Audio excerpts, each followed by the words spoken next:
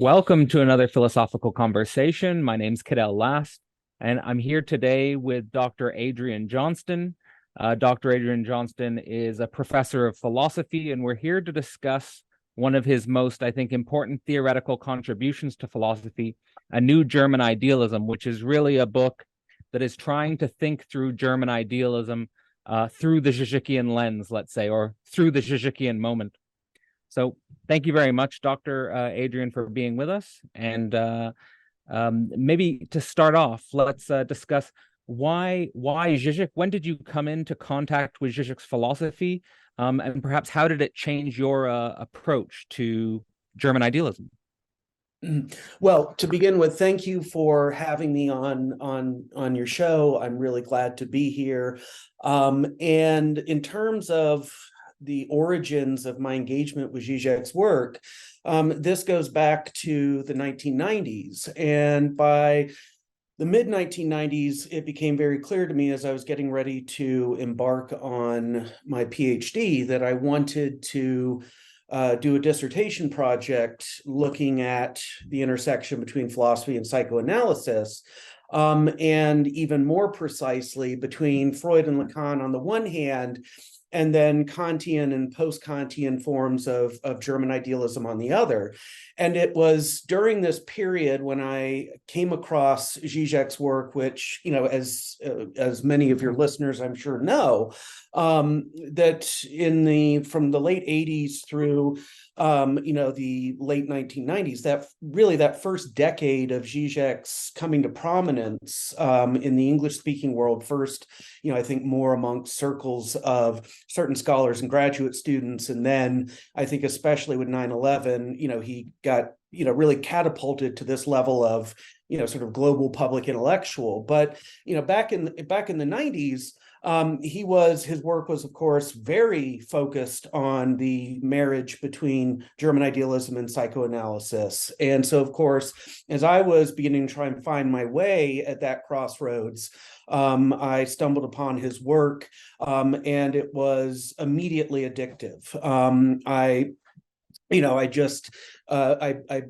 burned through everything he had written that I could get my hands on at that point.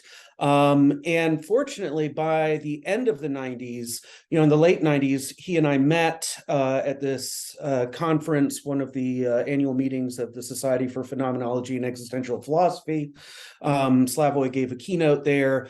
I was a graduate student, went up and talked to him. I had just started working on my dissertation, which became my first book, Time Driven.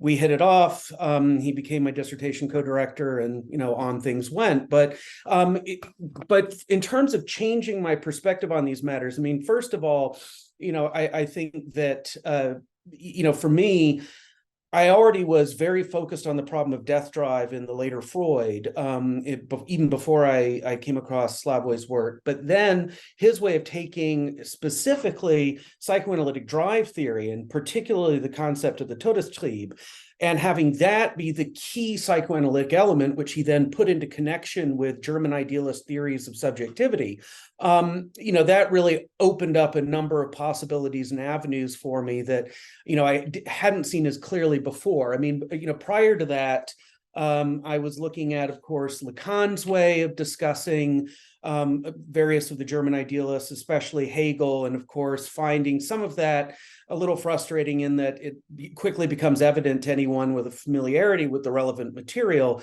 that when Lacan does explicitly invoke Hegel, it's invariably Kojève's or Hippolyte's version, and it's typically a matter of a handful of motifs in Lacan that he uses these passing references to Hegel to advance. But Slavoj's way of showing how Lacan is, in a way, much more Hegelian, precisely at those moments when Lacan himself is not thinking of Hegel, doesn't bother to mention him, etc. That, there are various ways that, Zizek developed of working at this intersection that became very influential for how I was proceeding. And I think in particular, the identifying the connection between German idealist subjectivity and psychoanalytic drive was very important for me early on, but also just in terms of method and writing style. Zizek's way of illustrating even the most arcane, cryptic, opaque, impenetrable, seemingly hopelessly abstract and complex categories and concepts from the likes of Hegel and Lacan, his ability to show how this is, palpably instantiated for us in the very fabric of our daily lives, and things like pop culture, current events, very banal, like what Freud would call the psychopathology of everyday life. His knack for being able to do that, the clarity with which he wrote about these figures was an inspiration. That one could write about Hegel and Lacan without imitating their obscurity, and instead, really being able to, translate them into terms that open them up to readers from various backgrounds and with different concerns. That was an inspiration, and also just his really lovely use of humor. That too, I found very, refreshing and inspiring. So, those would be the most essential things that really made an impact on me when I first started wrestling with Zizek's work in the 90s. Yeah, that's fantastic. I mean, I have my own encounter with Zizek. I think I actually first became aware of him through the Pervert's Guide documentaries, and I was just like, what's going on here? It was sort of this initial perplexity, but it was also sort of an encounter with a style of thinking that I had never encountered before, and got me to go down that rabbit hole. I mean, it sounds like you've been along for the ride since the early days, and since his first work in the 90s. Yeah, well, I can like stories along these lines. For example, the way that I did dissertation supervision meetings with him in the 90s while I was at SUNY Stony Brook on Long Island, is that he would, during that period, he was coming to New York at least twice a year, and pretty much guaranteed he would give, twice a year, talks under the auspices of Lacanian Inc., thanks to Josefina Ayerza. And back then, these Lacanian Inc. events that he would speak at, they would be held in very small art galleries, usually in the Soho area of Manhattan. And there would be, just a handful of people, I'd say like 15 to 30 people tops that would attend these things. And so there'd just be a small group of us, and Slavoj would give a talk. And at that point, he had a cult following, I think, especially amongst graduate students like myself, but he was not yet at, the level of visibility he, has long enjoyed since then. And then September 11th happened. And I remember going back into the city because I was still living in New York then. And I had just finished my dissertation. Going back to see him in November of 2001. So, basically Ground Zero was still smoldering. And at that point, it's where, the Lacanian Inc. events he was doing turned into an utter zoo. And I think thanks to the appearance of Welcome to the Desert of the Real in particular, you had crowds, trying to pack into a small Soho art gallery. And, it was nuts. But it's, and it's been interesting watching him go from, that to, becoming so prominent. And for me, seeing him on film, is at first was a little odd because I was used to just dealing with him in person in these more intimate settings. And I remember when I was at Emory University in the early 2000s, we brought down the filmmaker Astra Taylor, who did that 2005 documentary. And she, at that point, had it more or less finished, but she gave us a screening of a pre-release version. And that was my first time seeing him, on the big screen. And it was a little odd at first, but, I've since gotten used to it. Right. Yeah, I can imagine that transformation is a little a little jarring for someone who's been associated with this work for so long.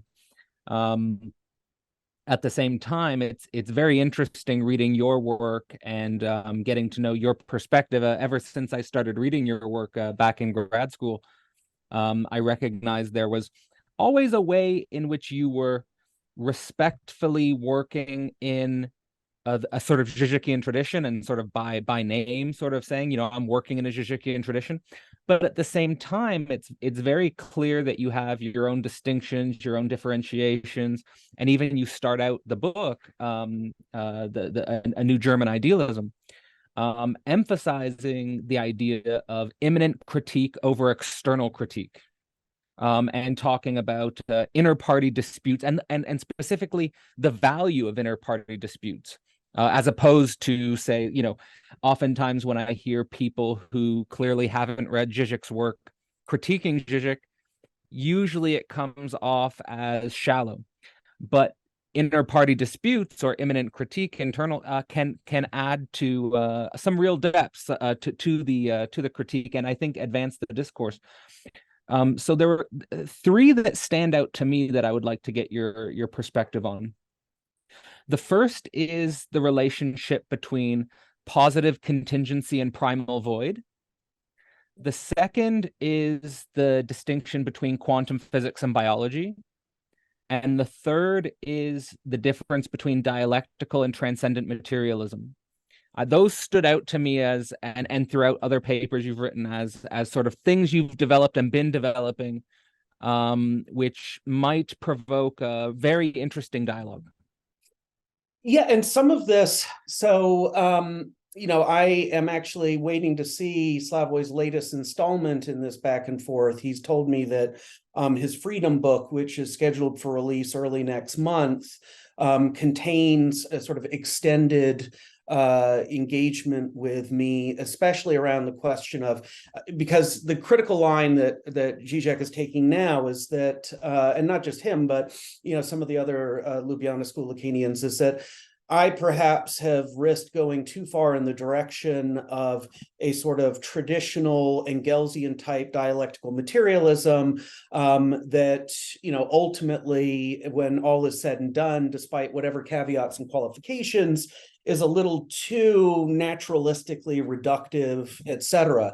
I don't agree with that, but but what Slavoy wants to do, evidently, in the way that he sets things up in this forthcoming book, is to essentially argue that even though the materialism associated with my work has the adjective transcendental attached to it, that I don't hold on enough to the transcendental dimension, a la Kant and post-Kantian theories of transcendental subjectivity, and that ends up getting collapsed down into this sort of larger monistic materialism that's much closer to a kind of classical Engelsian style dialectical materialism instead. And so that certainly, some of these debates are ongoing. And there's also, the other big, fault line right now between us.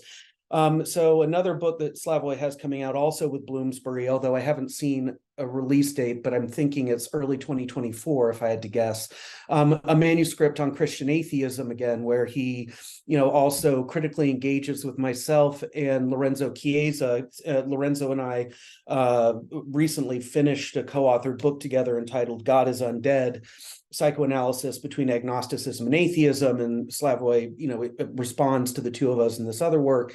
So there's also questions about, all right, doesn't atheism nonetheless have to remain committed to this constant kind of critical labor on the content of, in particular, Christianity, or is there a possibility of an atheism that, even if it emerges through a kind of immanent critique of the Christian tradition, nonetheless can thereafter, basically wash its hands of its religious past and move on? That's another, just to add two more things to, well, that would just be a fourth item to your list of three. All right, but to go back to the start of your list,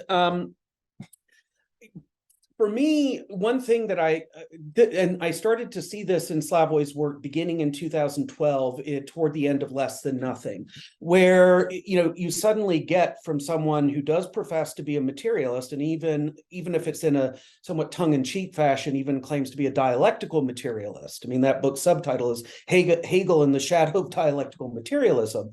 Wants to argue that basically we can say that in a certain very kind of absolute philosophical sense, there's sort of an ultimate in the beginning, where in the beginning there's just this absence, void, negativity, etc. And then, we account for basically the positive contents of our reality, as somehow falling out from this primordial void with a capital V. And of course you get the analogies with, for example, in quantum physics, the collapse of the wave function, the manner in which, the fluctuations of the quantum real as this sort of shadowy proto-reality end up, precipitating out of themselves this, this collapse into a determinate configuration that would be, what we count as reality here on this side of the collapse. And, of course, along with that, the references to the middle period Schelling and the ground existence distinction that Schelling first starts developing in the 1809 Freiheitsschrift, all of that familiar Žižekian content. Just suffice it to say that whether, the arguments are routed through references to Schelling, to quantum physics, or even to, there's I recall at the end of Less Than Nothing, there's also some dipping into the pre-Socratics, and the Greek atomists for talking about this too. Regardless of the references, the analogies, etc., I just think epistemologically speaking, and this involves my sense of my materialism insisting that sciences provide not only certain key sources of content for a viable materialism, but they also bring with them epistemological considerations, having to do with, at least the possibility of evidentiary or experimental adjudication of claims, so on and so forth. To me, these sorts of claims about the primordial in the beginning are best at this point in the history of ideas, are best left not to speculative philosophers, including people like Zizek and myself, but, rather to, physicists, cosmologists, etc. And, since we're very far from, even though this sort of issue, I think, is at this point clearly empirically tractable for us, we're very far off from having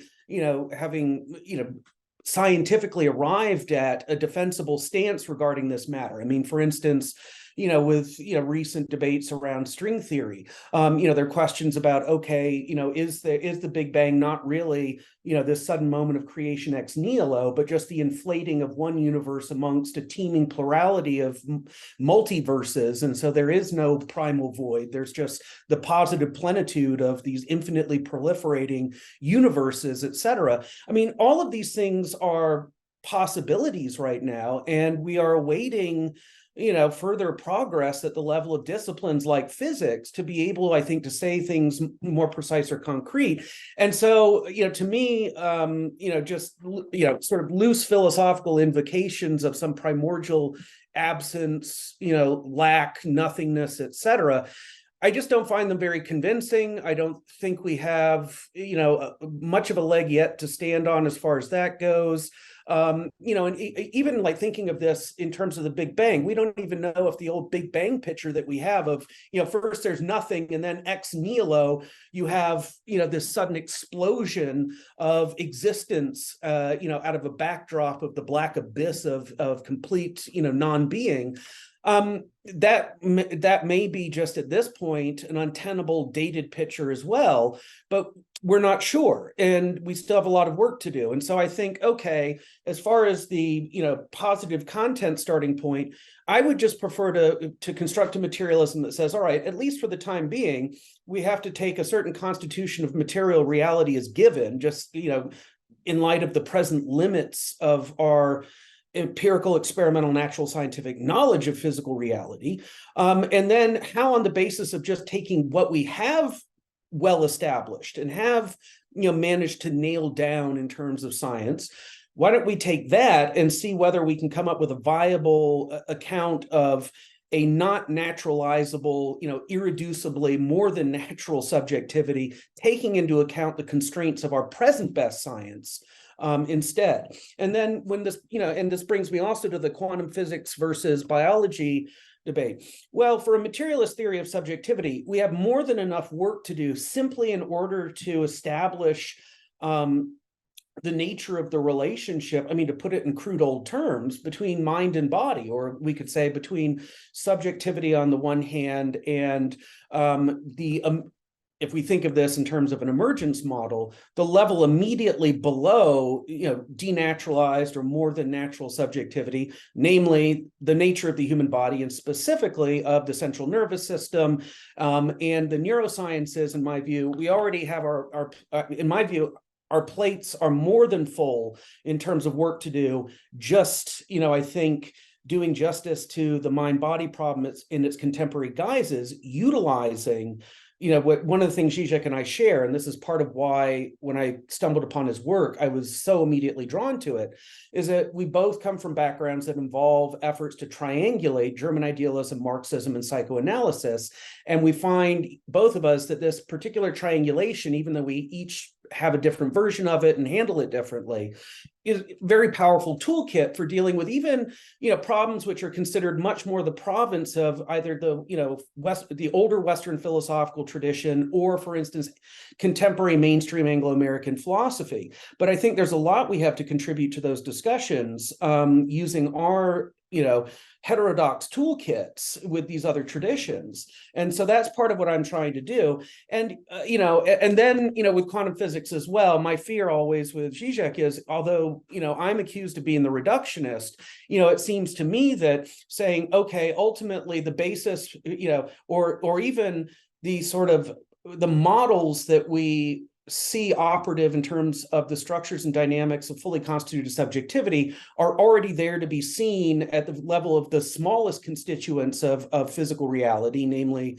quantum entities and events. That's classical reductionism, right? That's saying that, all right, what seems to be at a far remove, many levels or layers up, and on the ladder of the hierarchy of forms of being, we have, human subjectivity. But as it turns out, it just basically is the resurfacing within reality of its primordial basis, whether we think of this as Schellingian ground, or a quantum, or the real of shadowy quantum, processes and operations. And so, I think that, this looking at the linkage between, especially neurobiology and minded and like-minded human subjectivity, also avoids, I think, opening the door to a possible form of really radically reductive physicalism, which I think Zizek inadvertently flirts with through his ways of using this combination of quantum physics with Schelling. So I've gone on for a while. I think I should probably hit pause and let us move the conversation along with a little more direction at this point. Yeah. Sure. Well, there is a lot to respond there to, and I'm just trying to do justice to everything that you were bringing up there. I'm very interested in what might come out of this fault line you were talking about between an atheism which remains committed to the labor of Christianity versus an atheism which can, as you said, wash its hands of the religious pathway. Yeah. It seems to me very interesting, historically speaking, when we look at figures like Marx, when we look at figures like Freud, even looking at figures like Nietzsche. There's a way in which all of them, in some sense, are Christian atheists, in the sense that they come to basically an atheist position, but they do so working through Christianity ultimately. Like, they do wrestle with it. They do, they take, in some sense, they take it metaphysically serious enough to come up with a negative position in relationship to it. And so, what's the difference, as it were, between the Marxes and the Nietzsches and the Freuds and the new atheists, where they just say, let's wash our hands of Christianity completely or something like that, and we don't need to tarry with it in any deep, meaningful sense. It seems to me like there's an interesting thing going on there in that distinction. Yes. Oh, go ahead, Cadell. Sorry. Yeah, no, I just wanted to again do justice to sort of, and there's so much richness in what you're saying. I just wanted to, I guess the one thing I wanted to emphasize in regards to the void, the origin as this gap, and the potential relevance of it in quantum theory and quantum cosmology. This is something I took from Zizek's Less Than Nothing book with the chapters explicitly on quantum physics, was that, and I want to make a connection here with your work, is he says that following Badiou, a philosopher should take a risk, like a risk in the sense of a historical risk, so like in regards to, for example, we don't know string theory, loop quantum gravity theory. There's a lot open here. The picture will be like, if you compare, for example, physics in 1900 to physics in 2000, they're basically totally different pictures of the universe, right? So so physics in the year 2000 and then physics in the year, let's say, 100 years from now, will probably be completely different. That's a possibility. So I feel like, in that sense, taking all of your points on board, I feel like Zizek is there trying to take a risk, specifically at that level. And where I wanted to connect it to your work is, you state in the opening of your book on a new German idealism that you are taking a risk. Because, and I think the main risk you're taking, like you say, taking a risk of engaging so deeply with the living philosopher.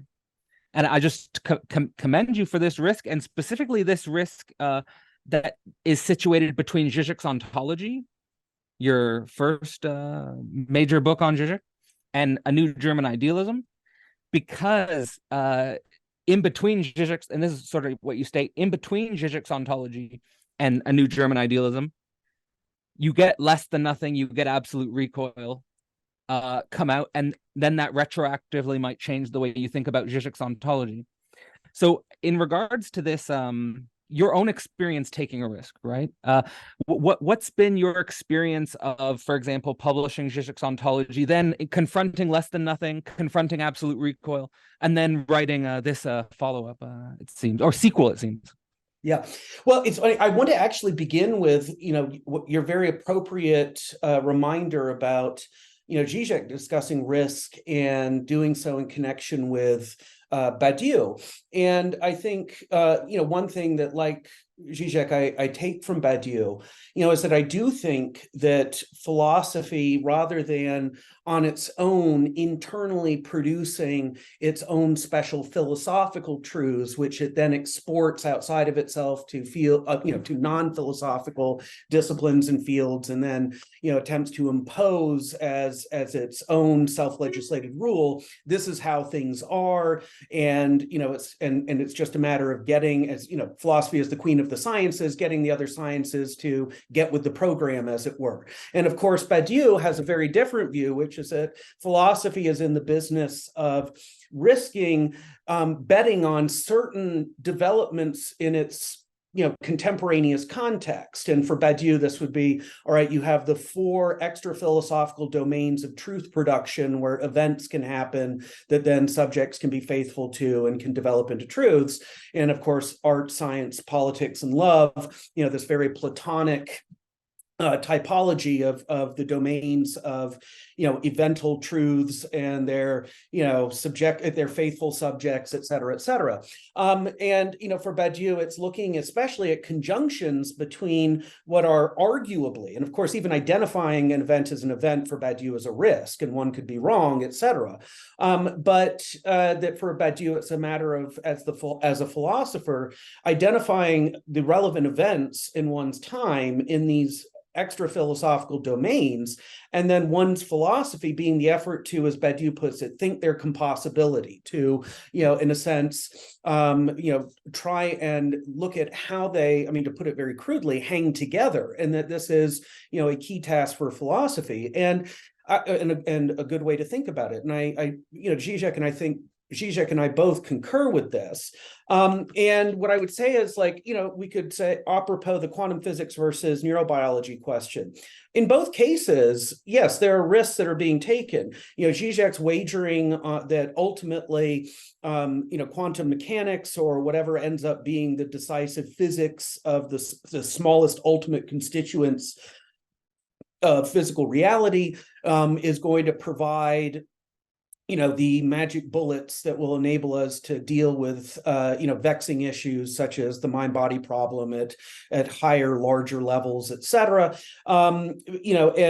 My, of course, looking for reasons that we just went over, instead favoring, looking at especially the human central nervous system, in a more traditional way, but using tools borrowed from German idealism, Marxism, and psychoanalysis to try and make headway at that more direct level in terms of the mind-body problem.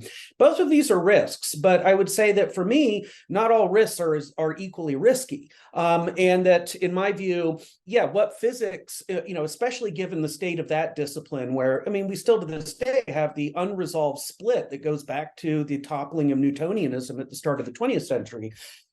Between the physics of the extremely small on the one hand and the physics of the extremely large on the other, basically quantum mechanics versus general relativity theory. And physics has yet to unify itself as a discipline. In a way, it's a science that remains in what is now essentially a century plus long crisis. What it's going to look like on the other side of that, if there is another side of that, say 100 plus years down the road, that I agree with you, is wildly difficult to tell what that might be. And so in my view, that's too risky, right? It's almost a kind of anything goes crapshoot. And on the one hand, that can be very fascinating, and that leaves a lot of wiggle room for philosophical speculation. But on the other hand, even if my approach is a little less, sexy and exciting, even if it's a bit more plodding and boring, I feel it's a less risky gamble because it's saying we know a heck of a lot more about connections between these mid-scale levels in between the levels of the very small and the very large.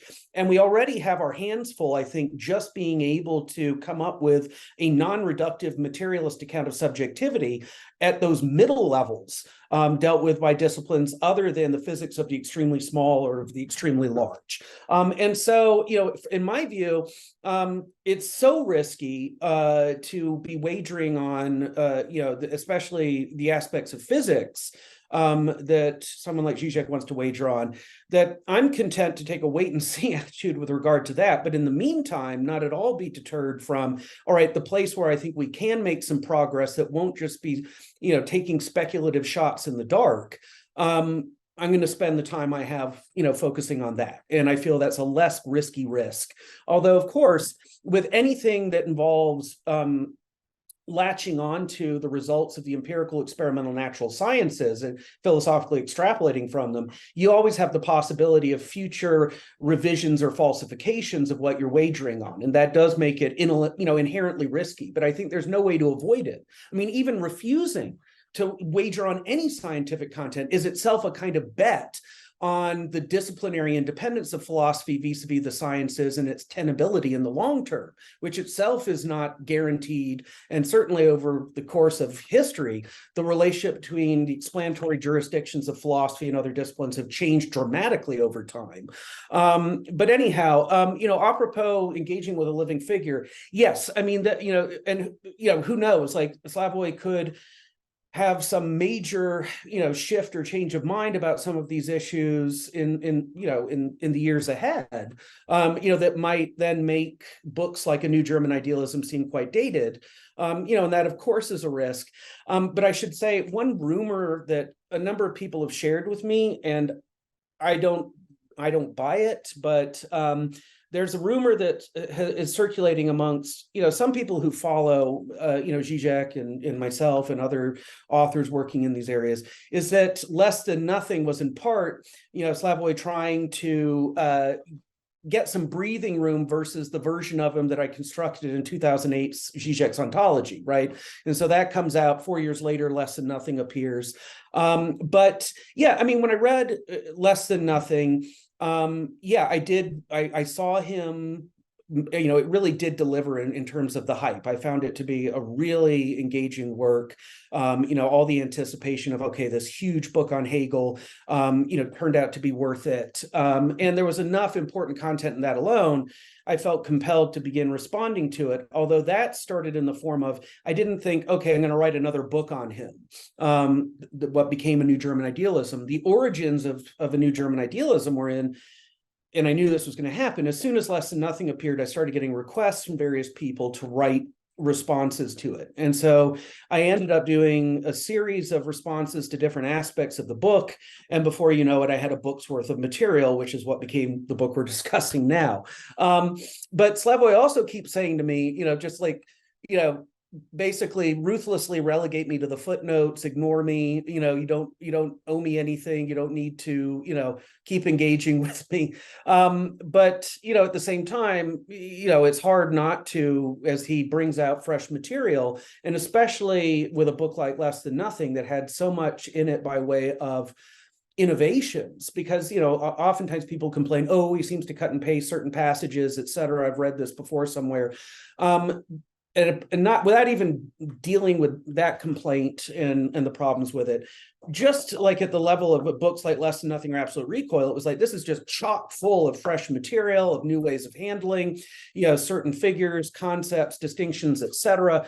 And so I got drawn back in, soon after having published, and I thought Zizek's Ontology would be it. And I wrote that book right after finishing my dissertation. And in part, I wrote it because back then I was very frustrated with the fact that it seemed as though Slavoj's emerging popularity entirely focused on, the popular culture, Hollywood films, current events, sort of figure. And, he started writing those shorter books that were meant to be, more widely accessible, kind of public intellectual style interventions apropos current issues. But that his big books, his serious philosophical books, in my view, were not getting taken seriously. And especially I think the sophistication of his really not just return to, but revitalization of the German idealist tradition with regard to all four of its major representatives, Kant, Fichte, Schelling, and Hegel. His opening up of new ways of reading them, of seeing their actuality in our present, etc. I really wanted to do justice to that side of his work, and so as to, in a way, kill off this emerging characterization of him as merely a kind of postmodern gadfly, a sort of pop culture provocateur. And I wanted to make sure that there would be something testifying to what I considered to be the serious philosophical core of his work, and to show that if you really even want to understand those more apparently accessible popular works, to truly get all of the conceptual mileage out of them and to fully understand the ins and outs of his lines of argumentation, even at that level, you need to understand its philosophical underpinnings. Right. I love that direction. And I just wanted to say on that issue of the risk and the different risks you're taking in regards to on the one hand, Zizek with the quantum physics and you with the more neurobiological angle, that when I was in my doctoral program, I was in an interdisciplinary program, and there was a conference that was held on it was called the Worlds of Entanglement. It was on quantum entanglement. And this distinction between can we use the quantum mechanical realm as a model for example, language, concepts, consciousness, versus actually developing out the neurobiological and cognitive science angle of things, and actually seeing the quantum physics as a reductionist limited framework in regards to the what was called an emergentist framework. Yes, and I committed much more. This reproduced itself at the conference, so this distinction is alive in the academia. Yeah, and I am very much committed to a kind of emergentism, that would say that if you just try and bypass all of the intermediary levels and layers, these various mid-scale strata, between the smallest physical level, which currently is what we treat under the heading of quantum mechanics, and then say macro level entities such as ourselves, that there is some irreducible specificity to these additional levels and layers over and above, for instance, the bottom level, constituted by whether it's quantum entities and events or superstrings or what have you. And that those each of those levels in between has its own local laws, structures, patterns, etc., that can't just be read off of the levels below, and that you can't just immediately infer, for instance, from looking at the quantum level, and that all of the richness and specific determinations which those intermediary levels and layers introduce, is in my view too just in danger of being blotted out, by this. I mean, and of course the Schelling, who provides the basic model that Slavoj uses for engaging with quantum physics, is again that middle period Schelling with the ground existence distinction. And that's a Schelling who I've also written some very critical pieces on Schelling recently. I mean, Schelling's model there, is that you have this primordial ground, which is very much like Spinoza's cosmic subject as God, nature is God, this natura naturans. And then it, inexplicably gives birth out of itself to the field of existence with all of its, determinate entities and events, is what Spinoza called natura naturata, by contrast with natura naturans. And then human subjectivity, in particular human freedom, as per the account in 1809's Freiheitsschrift, is the return of ground within the field of existence, right? But it's basically to say that to explain our freedom, you just have to have recourse to this undifferentiated, nocturnal abyss of God before creation in terms of Spinoza's natura naturans. And for me at that level too, this is where Zizek's Schellingian bias that features in his engagement with quantum physics becomes vulnerable to a Hegelian critique of Schelling's excessive Spinozism and the problems with that. And so, the work that I've done on, say, a Hegelian critique of Spinozism and Spinozism's legacy up to and including a lot of Schelling's work, then also has, critical implications for Zizek's work, given that he deliberately favors Schelling over Hegel when he has recourse to quantum physics. And then, of course, he's taken to saying, like in 2020's Sex and the Failed Absolute, that this Schellingian reworking of quantum mechanics is essentially the foundation of his, Zizek's, dialectical materialism. Well, in that case, there are then all of the Hegelian criticisms of Spinoza and Schelling to contend with. And here is where I want to say, in the spirit of friendly, imminent critique of inter-party dispute, Slavoj, you'd be better to sticking to your Hegelian guns in this case too. And I think that the kind of emergentism that Hegel allows for would indeed insist on the fact that all of these intermediary levels and layers are not just negated but sublated, right? That they are contained in a surpassed form within the higher levels, including human subjectivity, and that to just eliminate all of that and just talk about it as you have this primordial void, that also has some dynamism to it, a la natura naturans, and then it just resurfaces, at a certain point within existence, thanks to human subjectivity, and that's our freedom, etc. I mean, it's too quick. It ends up basically with a metaphysics that's guilty of what Hegel had in mind when he dismissed, what he called the night in which all cows are black, in a critical swipe, at least at some of Schelling's followers, if not Schelling himself, in the preface to the Phenomenology. And so there's all of that too. But I feel that I've suddenly kind of gone off in a direction that might not have been a direct answer to the question that we started with. So I need a reminder here. Well, I was just just off the point that this antagonism, let's say, between, on the one hand, the quantum physics, on the other hand, and the reductionism, and on the other hand, the neurobiology and the cognitive science, is, I think, very much alive within contemporary academia and interdisciplinary debates and stuff like this. So it's in some sense, it's interesting to see it emerge between the two of you. And I think in that sense, there is something that at least I get personally coming at your work or coming at Zizek's work, that because it's so informed by German idealism, that I think is missed in academia to some degree, in at least the academic fields I was in, because they don't have that background in idealism. So they're not really engaging with the background of Hegel. They're not really engaging with the background of Schelling. And you say, well, what do you get bringing in Schelling? What do you get bringing in Hegel to these debates?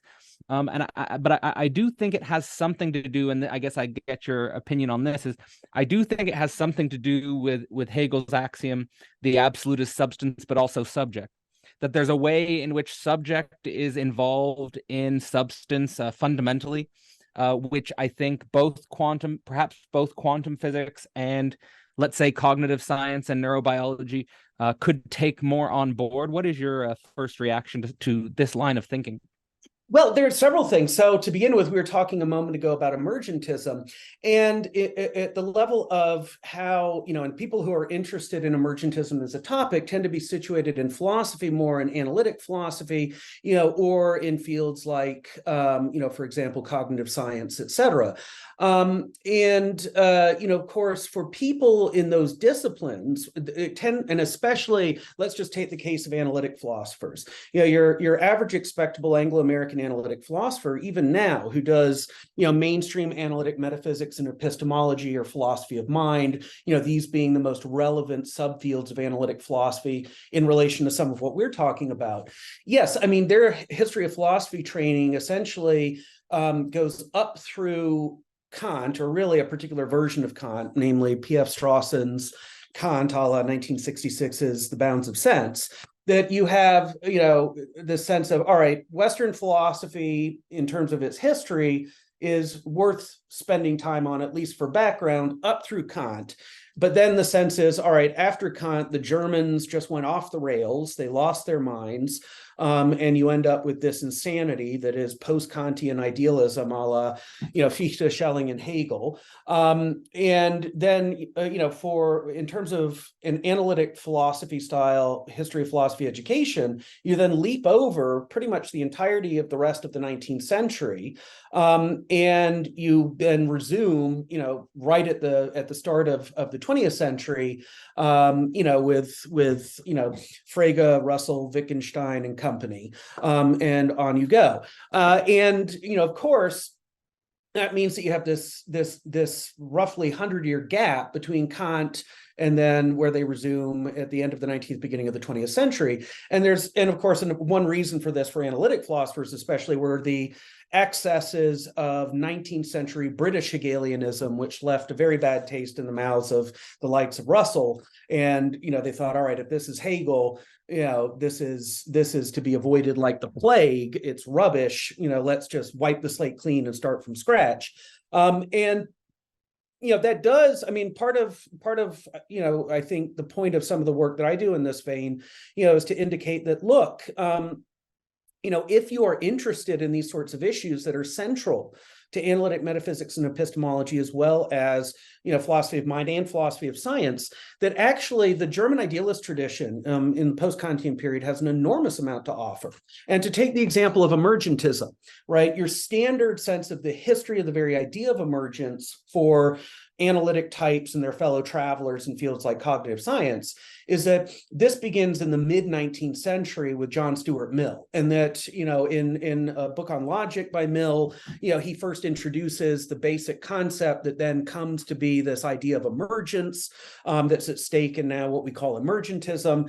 But here I would say, look, if you go back roughly 50 years, to especially what Schelling and Hegel were doing around questions of the relationship between science and philosophy that they were wrestling with in terms of what they both called Naturphilosophie, philosophy of nature, which involves, in analytic philosophy terms, it would involve a mix of philosophy of science, philosophy of mind, and metaphysics and epistemology all bundled into one, but that there are really interesting resources there that are neglected by them thanks to their philosophical education, skipping from Kant to, Frege, Russell, Wittgenstein, Moore, and company.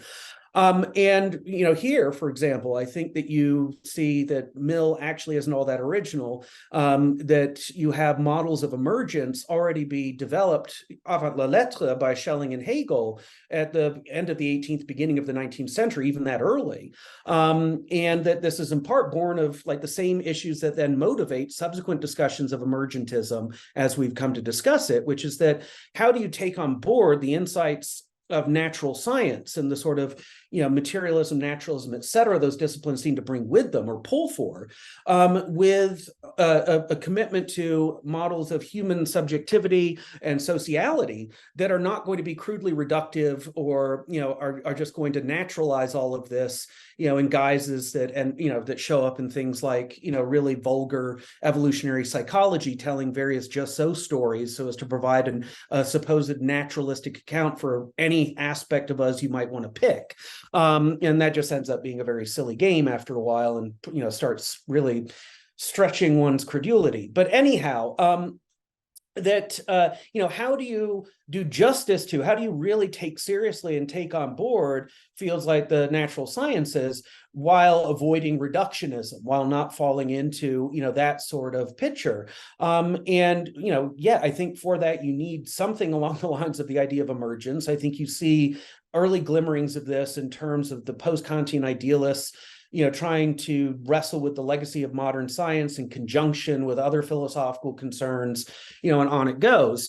Now, you do have today, one thing that is beginning to change, but that is opening up a new kind of front of conflict, is that you have, in the Anglo-American analytic philosophical mainstream, the beginnings of a kind of revisiting of Hegel, with less dismissive critical wariness, and you have especially thanks to certain figures at the universities of Pittsburgh and Chicago, this sort of axis that is formed of this new kind of Anglo-American rendition of Hegel that is compatible with the preferences and sensibilities of the analytic mainstream in the English-speaking world, and whose, prominent champions include figures like, Robert Pippin and Robert Brandom. But of course, their version of Hegel is dramatically different from that of, say, Slavoj, myself, people working on our side of this divide, and I think has become sort of the new kind of central front of what one could call today's Hagel Wars.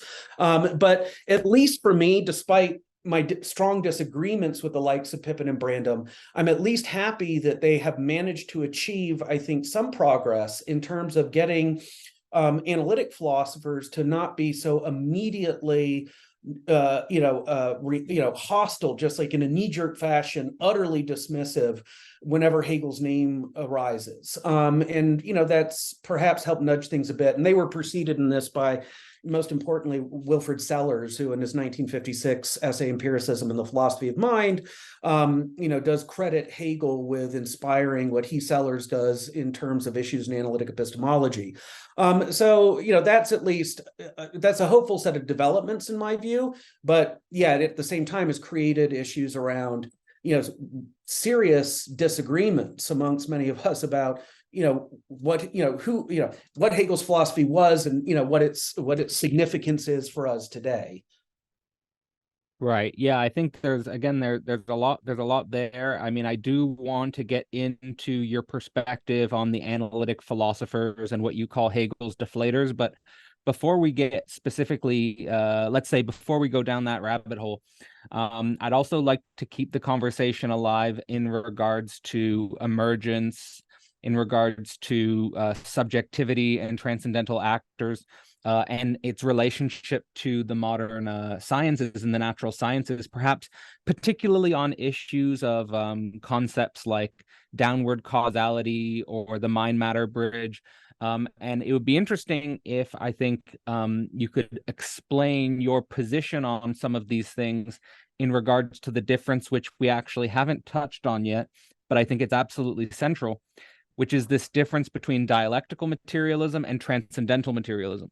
Yes. So it seems like transcendental materialism, which you're emphasizing, and maybe you could give a little background for the readers who might not know the distinction between those two, but the way in which transcendental materialism perhaps helps you to approach some of these things we've been talking about emergence.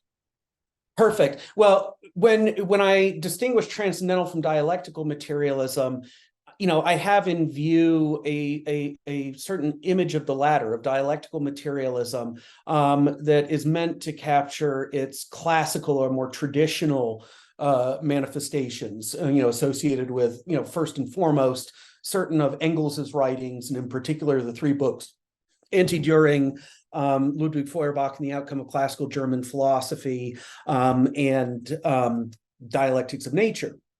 And then, is continued through, in terms of the Marxist tradition, that more traditional version of dialectical materialism, the sort of classical Engelsian sort, is then taken up and run with by the, especially by the Soviet and Chinese Marxists. I mean, you have, Lenin, Bukharin, et cetera, in the Soviet context, and then Mao, for instance, like the author of 1937's On Contradiction is a great example of this, also, clearly working in that, in that vein of this, traditional Engelsian Naturdialektik, that becomes a staple of non-Western really existing forms of socialism and Marxism. But of course, in the Western Marxist tradition, the young Lukács rubbishes this Engels, very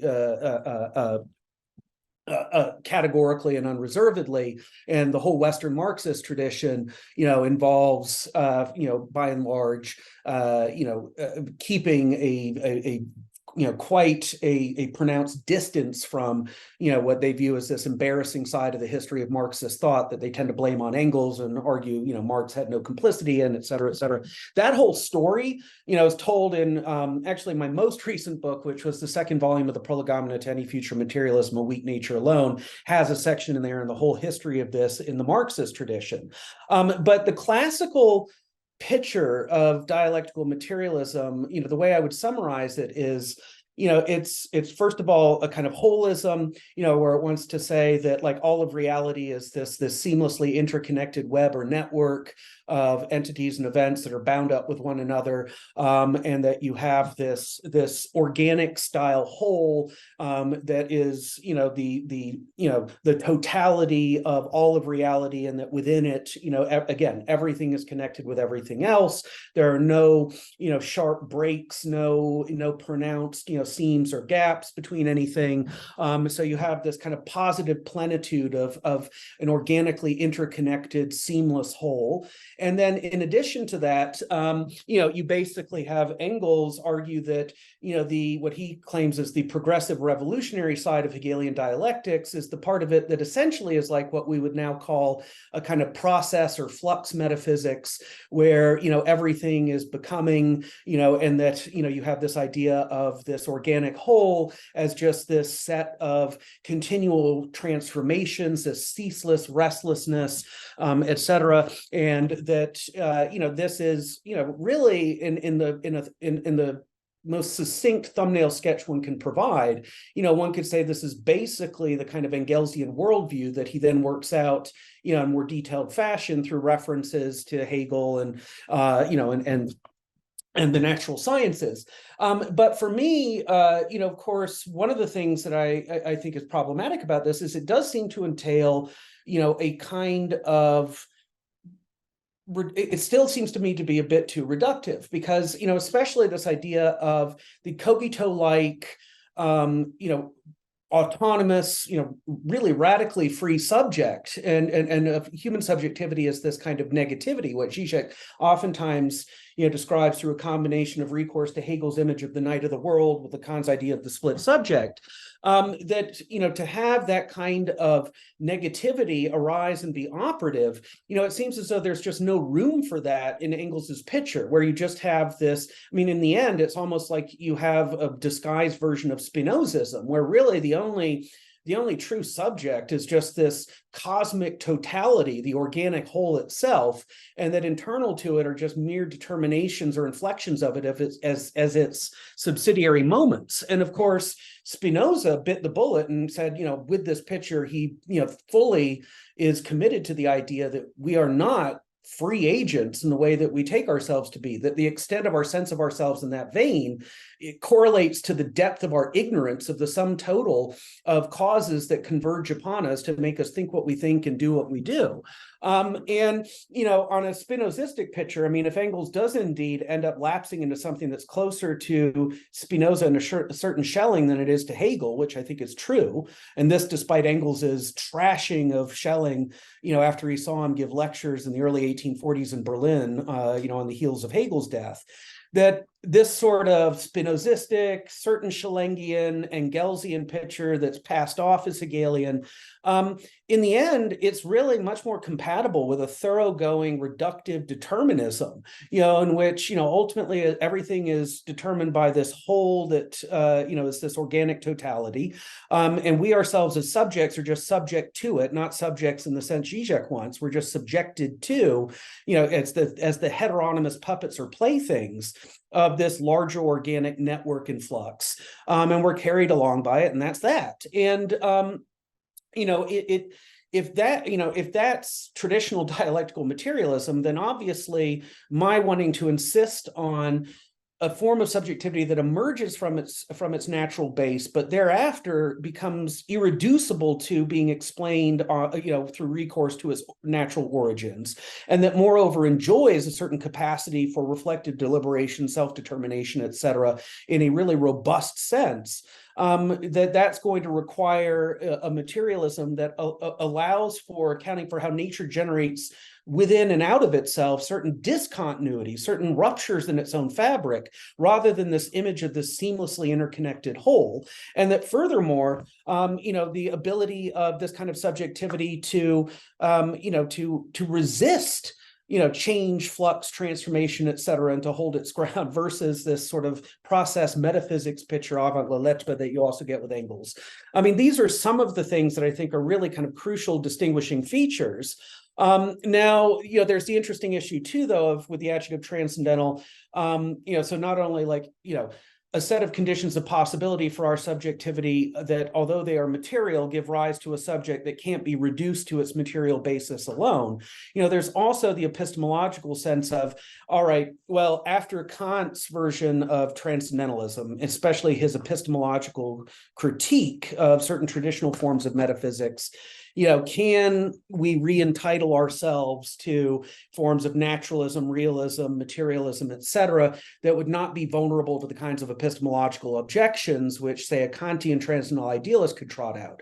That's a very long story that probably I can't tell right now, but I can say, to cut a long story short, I think that, already, Schelling and Hegel show you how you can help yourselves to that kind of metaphysics by passing through Kantian critique rather than just trying to bypass it in regressing back to naive pre-Kantian, pre-critical metaphysics. And so there's that set of issues connected with this too. But I think, Engels ends up with a kind of naive pre-Kantian metaphysical vision, and he doesn't do the work necessary to epistemologically entitle himself to that as well, which is also part of what I try to provide and part of what I'm signaling with the adjective transcendental in terms of the epistemological side of Kant, in terms of Kantian critique. I mean, it seems like that actually comes up quite a bit for you, and jumping pretty far ahead into the book, it seems like it's something that you come to as a type of conclusion as well, that we don't want to risk falling into a type of pre-Kantian form of transcendentalism, and that break with Kant seems to be the break up around which a lot of philosophy, or even philosophy as such, seems to be circling in regards to many different angles, like the way you were describing the analytic tradition, for example, as saying, okay, we accept Western philosophy as a useful sort of educational tool up until Kant, and then we break, we'll jump over the German idealists and we'll just go straight to figures like Russell or something like that. So there's this way in which Kant seems to really be, there's a lot at stake basically in this transcendental turn, and it's interesting to see some of the differences and antagonisms that have emerged around that. Is there anything that you would like to add as it relates to transcendental emergentism, as it regards to things like the mind-matter distinction or downward causality, or is this the main thing I got that you were emphasizing there was the type of naive holism and interconnect and narrative of a unified interconnection over a sort of a view of a break, a rupture, a gap? Yes.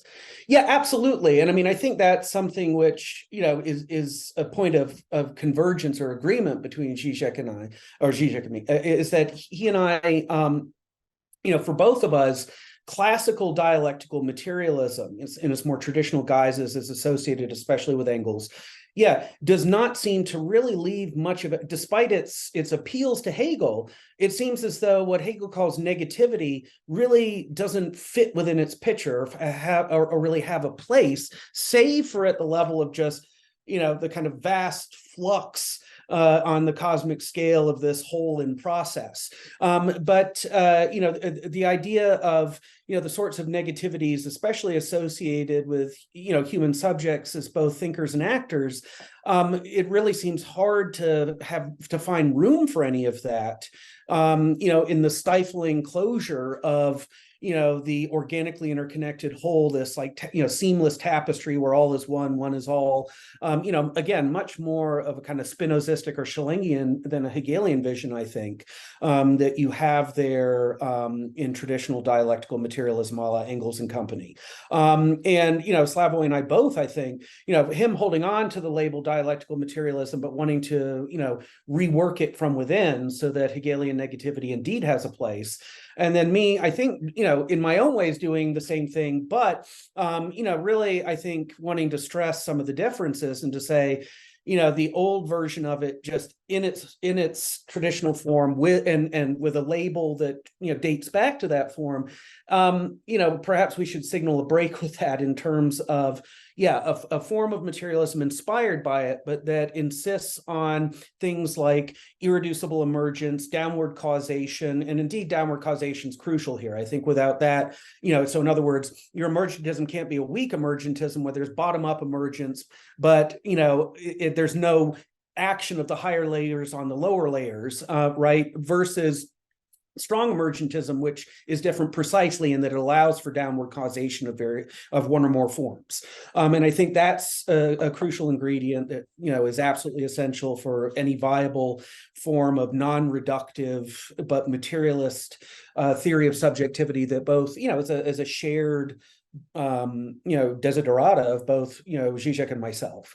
So there's that. And I felt that, again, to signal, both the preservation of the negativity of cogito-like subjectivity, a la the transcendental subject and its permutations after Kant. And then also, again, these epistemological considerations in terms of, the transcendental also signaling we can't do philosophy in the way that a figure like Spinoza prior to Kant did it, that sort of, just kind of naive metaphysics, which I think Engels falls back into, is also just epistemologically no longer viable ever since Kant. There are those sorts of things. I think that, those are kind of the main points, although I will say, so a lot of what you've been asking me about, including like discussions of the differences between dialectical and transcendental materialism, the whole Marxist tradition and Engels's role in it, et cetera. A lot of this is contained in the second volume of the Prolegomena, the Weak Nature Alone book. And then for the third volume, which, the completion of this trilogy, which I'm working on right now, a lot of it does involve dealing with various analytic philosophers and analytic fields, but of course recast using the conceptual toolkits furnished by German idealism, Marxism, and psychoanalysis, as both Zizek and I like to conjure with. So but I think that more or less, at least for now, covers what I had in mind, in response to you a moment ago. Fantastic. Well, I mean, if you're open to it, I'd love to get you back on to talk about that book at a later date, but I just want to emphasize also how important it is your emphasis on downward causation, because that's been something that really inspired my work on. I started my doctoral thesis on the global brain singularity, which was dealing with like technological singularity issues. Yes. And so then you have the emergence, of course, of radical technologies, but then those technologies can have can also have an effect on the lower levels, like things like atomic manufacturing and things like this. So it gets really crazy, right? So it's really important, I think, that you're emphasizing here a strong emergentism, and I think that's something that there's just so much interesting philosophical work to be done precisely at that level. So I appreciate that aspect of your philosophy. But now I think go ahead. I was just going to say, like, in terms of the sort of work you're describing on technological singularity, et cetera, these ways of configuring things along the lines of, borrowing from, emergentist resources, having recourse to things like top-down causality. I mean, this is relevant not only for talking about, say, first-person subjectivity and the traditional mind-body problem, as your work, shows too, and and likewise my own engagements with issues at the level of what we might call social history, in terms of especially Marx's historical materialism, that these sorts of models also are really helpful for finessing issues in, for example, Marxist accounts of the roles of, say, science and technology and economic processes that themselves then have, superstructural more than economic effects, which then in turn exert a reciprocal influence on further economic developments, et cetera, that to really, I think, and here's where something like Marxism benefits from the conceptual sophistication of a seemingly far removed orientation like Emergentism in areas like analytic philosophy of mind and cognitive science, that actually, when adapted properly, allow Marxists to, so it's not just, okay, those ignorant analytics and their fellow travelers who need to be brought up to date with, developments in European philosophy after Kant. It's also that, revisiting vexed issues in, say, Marxist theory, apropos different, interpretations of his historical materialism, one can finesse those issues in very helpful, productive ways by reaching for tools from the toolkits of some of these figures in the analytic tradition, for example, who normally are not put in dialogue with something like Marxism. Yeah, I think it's important, and that connection there that you're just making there, I think it also can connect with something else you were saying about the Pittsburgh Hegelians, where you were saying, okay, even if my version of Hegel is different than the Pittsburgh Hegelians, like there's maybe a Hagel Wars going on. At the same time, they're doing good work here to connect Hegel to a tradition and connect Hegel to a philosophical orientation, which might otherwise just have a knee-jerk reaction to Hegel, as opposed to maybe willing to read his work and willing to engage some of his actual arguments instead of doing that jump from Kant to Russell or something like that. If nothing else, Pippin and Brandom might function as gateway drugs for certain people exactly to get into Hegel. And, I should say, apropos Pittsburgh, one caveat here, there is someone at Pittsburgh who I feel much closer to, and it's Brandom's colleague, John McDowell, and his work on not only Kant and Hegel, but also on topics like, reconceiving naturalism in a way that doesn't, have naturalism inevitably amount to a kind of reductive or deterministic sort of approach to things, that McDowell's work has been very valuable for me. And in fact, the fourth and final section of the second volume of the Prolegomena deals with McDowell's work in light of, my own ways of revisiting the Hegelian and Marxist traditions. But, he's an outlier in that regard. But he and Brandom have very different ways of working with German idealism as analytics. And I feel much more affinity with McDowell's way of doing this. But Pippin and Brandom, are to me a little more closely aligned and kind of form that core axis of deflationary Hegelianism right now, between Pittsburgh and Chicago. Yeah, I mean, I know that this debate does come up also in Less Than Nothing, the sort of distinction between the Pittsburgh Hegelians and your sort of school of Hegel. And you develop an entire chapter in the New German Idealism towards the deflating Hegel's deflators, and this sort of analytic tradition. I know in Less Than Nothing, and what stood out to me in some of Zizek's work is emphasizing that the analytic tradition has more of a liberal reading of Hegel. Yes. And it's much more, let's say, adapted to the normativity of liberal political philosophy. How would you engage your critique of deflating Hegel's deflators? What do you think is really at stake here in the Hagel Wars, if we're going to go into some of the distinctions between you and that school? Yes. And I should say, so, soon after A New German Idealism appeared, Pippin reviewed it for Notre Dame Philosophical Reviews, and, very, how shall I put it, very unreservedly attacked me, including, a lot of ad hominem material, et cetera. So this, this review, which, frankly, he should have recused himself since he was the target of critique of one of the book's chapters, but he still accepted it and used the opportunity to attempt to really just, drag me through the mud publicly. And I remember actually Todd McGowan emailing me and saying, "Hey, did you see this? You really got under his skin." And I didn't know what Todd was referring to. I looked at the link and it was this review. And I knew at the time that because I had hosted Pippin out here a number of years prior at UNM, as a visitor. And I knew he was working on finishing this book on Hegel's logic, what then appeared in the spring of 2019 as Hegel's Realm of Shadows. And so I decided I was going to wait till that came out, and then I would respond to Pippin. And I then ended up writing this lengthy response that appeared in Plea, the Wart Journal of Philosophy, an article entitled "The Difference Between Fichte's and Hegel's Systems of Philosophy," obviously referencing the title of Hegel's 1801, "The Difference Between Fichte's and Schelling's System of Philosophy." There, like, one of the things that came up, I mean, there are both, you might say, metaphysical and political dimensions to the disagreement between the Anglo-American deflationary Hegelians on one side, and then, say, figures such as Zizek or myself on another. And at the metaphysical level, the way in which, for instance, because Pippin here was the pioneer in terms of, yes, there was Charles Taylor's book in the 70s on Hegel, but I think really in terms of bringing Hegel much more into the flow of mainstream Anglo-American analytic philosophy. This was due first and foremost to Pippin's 1989 book, Hegel's Idealism. Pippin's strategy for making Hegel palatable to analytic types, at least, this is, again, a thumbnail sketch, but I don't think it's entirely unfair. Essentially, his strategy, at least, early on, was to say to analytic types, look, all of you consider Kant to be level-headed, sober-minded, reasonable, certainly well within the parameters of the acceptable as a philosopher at a minimum.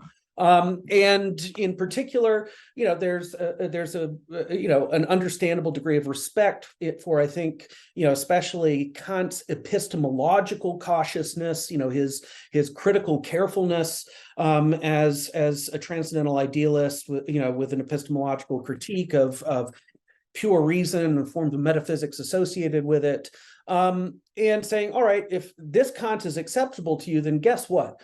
Hegel is basically a good Kantian in this vein, and that he is, really just further developing the insights that Kant centers in the first critique on what Kant calls the transcendental unity of apperception, and Pippin repeatedly quotes this one passage from the final third of The Science of Logic, the doctrine of the subject.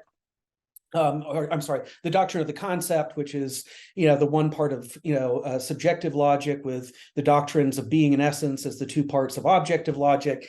And that there's this one passage where Hegel, seems to praise the Kant of the transcendental deduction with the unity of apperception. And Pippin tries to take that and then use it to show how, Hegel is basically, modifying, furthering, elaborating upon, refining the kind of Kantianism that analytics find unobjectionable. And if they're okay with that, then they should be okay with Hegel. It certainly proved to be successful according to various criteria, for Pippin. But the problem is that Pippin has to really downplay and ignore all of these sides of Hegel, which have to do with the fact that Hegel is not like Kant or, Pippin's book, Hegel's Realm of Shadows. Really, it's like he tries to then, also make Hegel in a similar way deeply indebted to, kind of classic mid-1790s Fichte. And the problem is that both Kant and Fichte, they are what we could call subjective idealists, to use Hegel's language, right? The transcendental idealism a la Kant and Fichte involves the insistence that, well, we can, only know what is mediated by our own subjectivity, and any claims that purport to get at what lies, beyond, behind, or beneath that subjective mediation are forever epistemologically out of bounds and illegitimate. And so along with this transcendental idealism comes, anti-realism, anti-materialism, anti-naturalism, etc. And so, you get, the idea of this, and whether we think of it as, subjective, the mindedness of a singular subject, or as, the like-mindedness of not just the I, but what Hegel would call in addition the we of Geist as socio-symbolic spirit, that, whether you look at it on the individual or the collective level, it's just, artificial human subjective mediation as kind of the ultimate horizon of what is knowable and what we can make claims about metaphysically, et cetera, et cetera. And I think that, to cut a very long story very short, both Schelling and Hegel share in common. And Pippin pretends like Schelling had little to no influence on Hegel, which is just, historically speaking, a lie. And can easily be falsified with a raft of textual evidence. But that the side of Hegel that is also, much more closely aligned with the Schelling of things like the philosophy of nature, that both Schelling and Hegel are interested in developing, a form of idealism that will include within itself realism, materialism, and naturalism, rather than just being, staunchly, opposed to any of those sorts of dimensions of pre-Kantian metaphysics, and that Schelling and Hegel think they can show how we're re-entitled to certain qualified versions of realism, materialism, naturalism, etc., on the other side of the legacy of Kantian critique, including its Fichtean furtherance, with both Kant and Fichte, especially as appealed to by someone like Pippin, being, metaphysically speaking, these types of subjective idealists. And Hegel is very clear that absolute idealism, in his terms, is something that is different from subjective idealism and is not at all an anti-realism. That's the metaphysical side. And that's really, I think, the biggest bone of contention there, right? And then, and of course, going along with that, that Pippin and Brandom and their fellow travelers have to pretend that Hegel didn't write certain things he wrote, like the entire second volume of the encyclopedia entitled Naturphilosophie. Or, if you take Brandom's, appeared right about the same time as Pippin's Hegel's Realm of Shadows, Brandom's hulking tome from the spring of 2019, A Spirit of Trust, which purports to be, an analytic, philosophical, cover-to-cover tour through Hegel's phenomenology of spirit. But on page 1, literally on the first page, Brandom makes clear, but really without explaining it, that he's going to skip over the chapter situated right in the middle of the phenomenology on observing reason. And then he also stops at the end of historical spirit, but he leaves out the final triad of absolute spirit in terms of art, religion, and philosophy. And so, observing reason is where Hegel is talking about the legacy of basically Baconian and Galilean natural science, up to and including its Schellingian appropriation through Schelling's Naturphilosophie, that, a kind of philosophy of nature Hegel is what is really on display in that middle chapter of the phenomenology. Brandom just says, I'm going to skip it, offers no explanation. And to me, that's symptomatic. It's like they have to skip stuff like that. They have to scotomize the text in that way to make their subjectivist or social constructivist or, historicist Hegel, freed of any of what they consider to be objectionable, materialist or naturalist commitments. To make that Hegel plausible, they have to literally pretend that things don't exist in the textual record that are there for all to see. So it's amazing to me it succeeded. But anyhow, there's that set of disagreements that have to do with metaphysics, with naturalism and materialism, et cetera. And then there's the political side of it, which is, yes, especially with someone like Pippin, he's very honest about it. And this is one of the things Zizek appreciates, is that there's no pretense to, radical leftism on someone like Pippin's part. Pippin's even said, mine is a Hegel for, straights and squares, that, really his Hegel is basically what we would consider to be today some type of center leftist who would hold up like 1960s Sweden as sort of the model of what Socrates would call the Kallipolis, like the ideal beautiful city. And that, if we could just find a way to get bourgeois modernity on track so that it would then eventuate in this kind of sort of a capitalist bourgeois socioeconomic order that was nonetheless softened by virtue of, certain, leftist socioeconomic measures, that this is sort of Pippin's ideal, right? And he thinks that talk of anything beyond the parameters of the idea of bourgeois modernity as an unfinished project, he, I think, ultimately has in view the idea that people like Slavoj and myself this dangerous talk, that is traced back to the Marxist tradition, and that inevitably can only bottom out in the totalitarian terror of the Gulag, the concentration camp, etc. And of course, there's also the issue of materialism as a link here between metaphysics and politics too, right? Given that for Marxism, its theoretical commitment to materialism as even a metaphysical position is never without its links to and relevance for political considerations. But yeah, those are the two big bones of contention. I mean, it's all right, is Hegel an anti-materialist center-left liberal, or is he a materialist, more radical leftist of a certain sort? I think here, Zizek and I mean, especially when you're dealing with your enemies, you find that you are much closer to each other, and you can put aside whatever differences you have. And I think, like, on the broad, if these are the two major issues that are the centers of gravity on the fault line of the front of the Hagel Wars today, for us, yeah, we would be in agreement about where we stand on those issues. Well, I've got some news from the front line of whatever the heck is going on online with Hegel.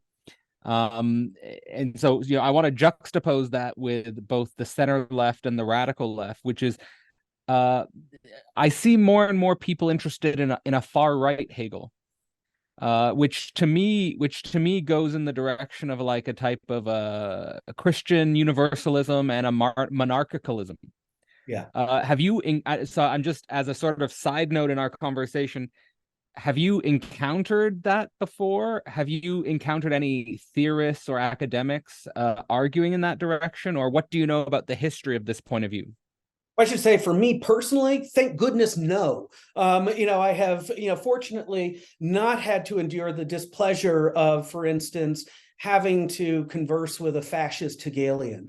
And of course, I mean, my knowledge of it is really, restricted to the kind of history of, immediately after Hegel's death in 1831, the kind of breakup of his followers into factions, and in particular clumping together into right, center, and left Hegelians. And we all know the story of left Hegelianism as having given birth not only to the likes of Feuerbach and the Bauer brothers, but also, of course, the young Marx and Engels themselves, and on it goes.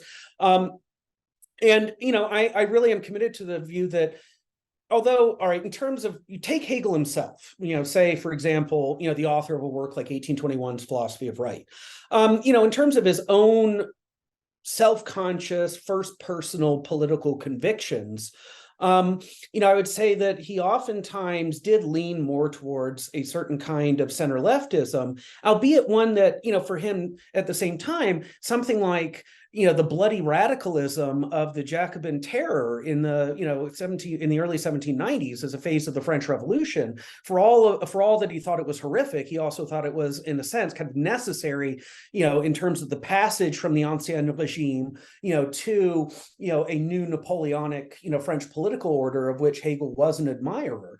And so, even there, he seems to leave room for things like what, for instance, Marxists might call the transitional dictatorship of the proletariat, including, not only undemocratic, but even very forceful methods of cementing in place a lasting institutional legacy for a revolution. But, with Hegel, although I think he did gravitate towards, what would, in his Prussian context, might seem like radicalism, but, relative to, for instance, say, post 1789, French democratic standards would not be seen as all that radical, but as more centrist, a kind of center leftist, but one who was also very clear-eyed, and unlike someone like Pippin, where I think for Hegel, and this is where, so much ink has been spilled about this at this point, but, and it's, and here, like, one of the key references would be Frank Ruda's still relatively recent book, Hegel's Rabble. But, both before and after Ruda, a number of people have pointed out that the one problem that Hegel identifies in his entire corpus, for which he seems to have no answer whatsoever, is precisely this issue of the remorselessly swelling ranks of the immiserated masses, in terms of the, kind of Dickensian impoverishment of the laboring populations in the era of modern capitalist industrialization. And that, Hegel does think that, chances are the whole reason why he can, for instance, as the Owl of Minerva, narrate the history of the modern nation state in the way that he does in the Philosophy of Right is because it's on its way out.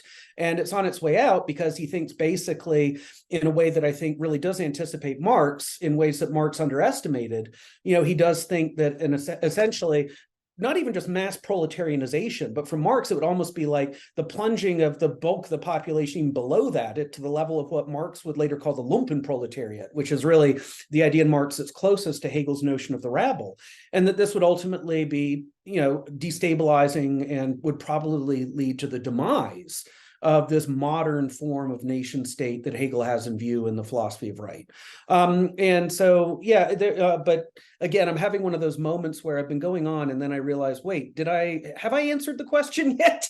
Well, you have. I just wanted to know if you had any direct contact with scholars that push that more, right, let's say, Christian universalist or monarchical Hegel, as opposed to the left-leaning Hegel, which leads to Marxism and so forth. Well, I would say actually there are some interesting scramblings of the left-right distinction. For instance, Todd McGowan, his wonderful book, Emancipation After Hegel, which came out with Columbia a few years ago.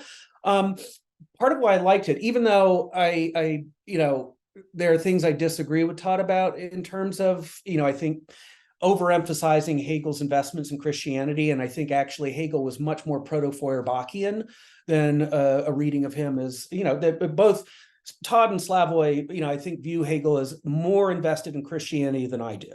And I see him again as really, I think Feuerbach was right to recognize Hegel as his own intellectual forefather and to even credit Hegel, although Hegel couldn't acknowledge him. Feuerbach sends Hegel a letter in 1828, talking about Hegel's influence on him.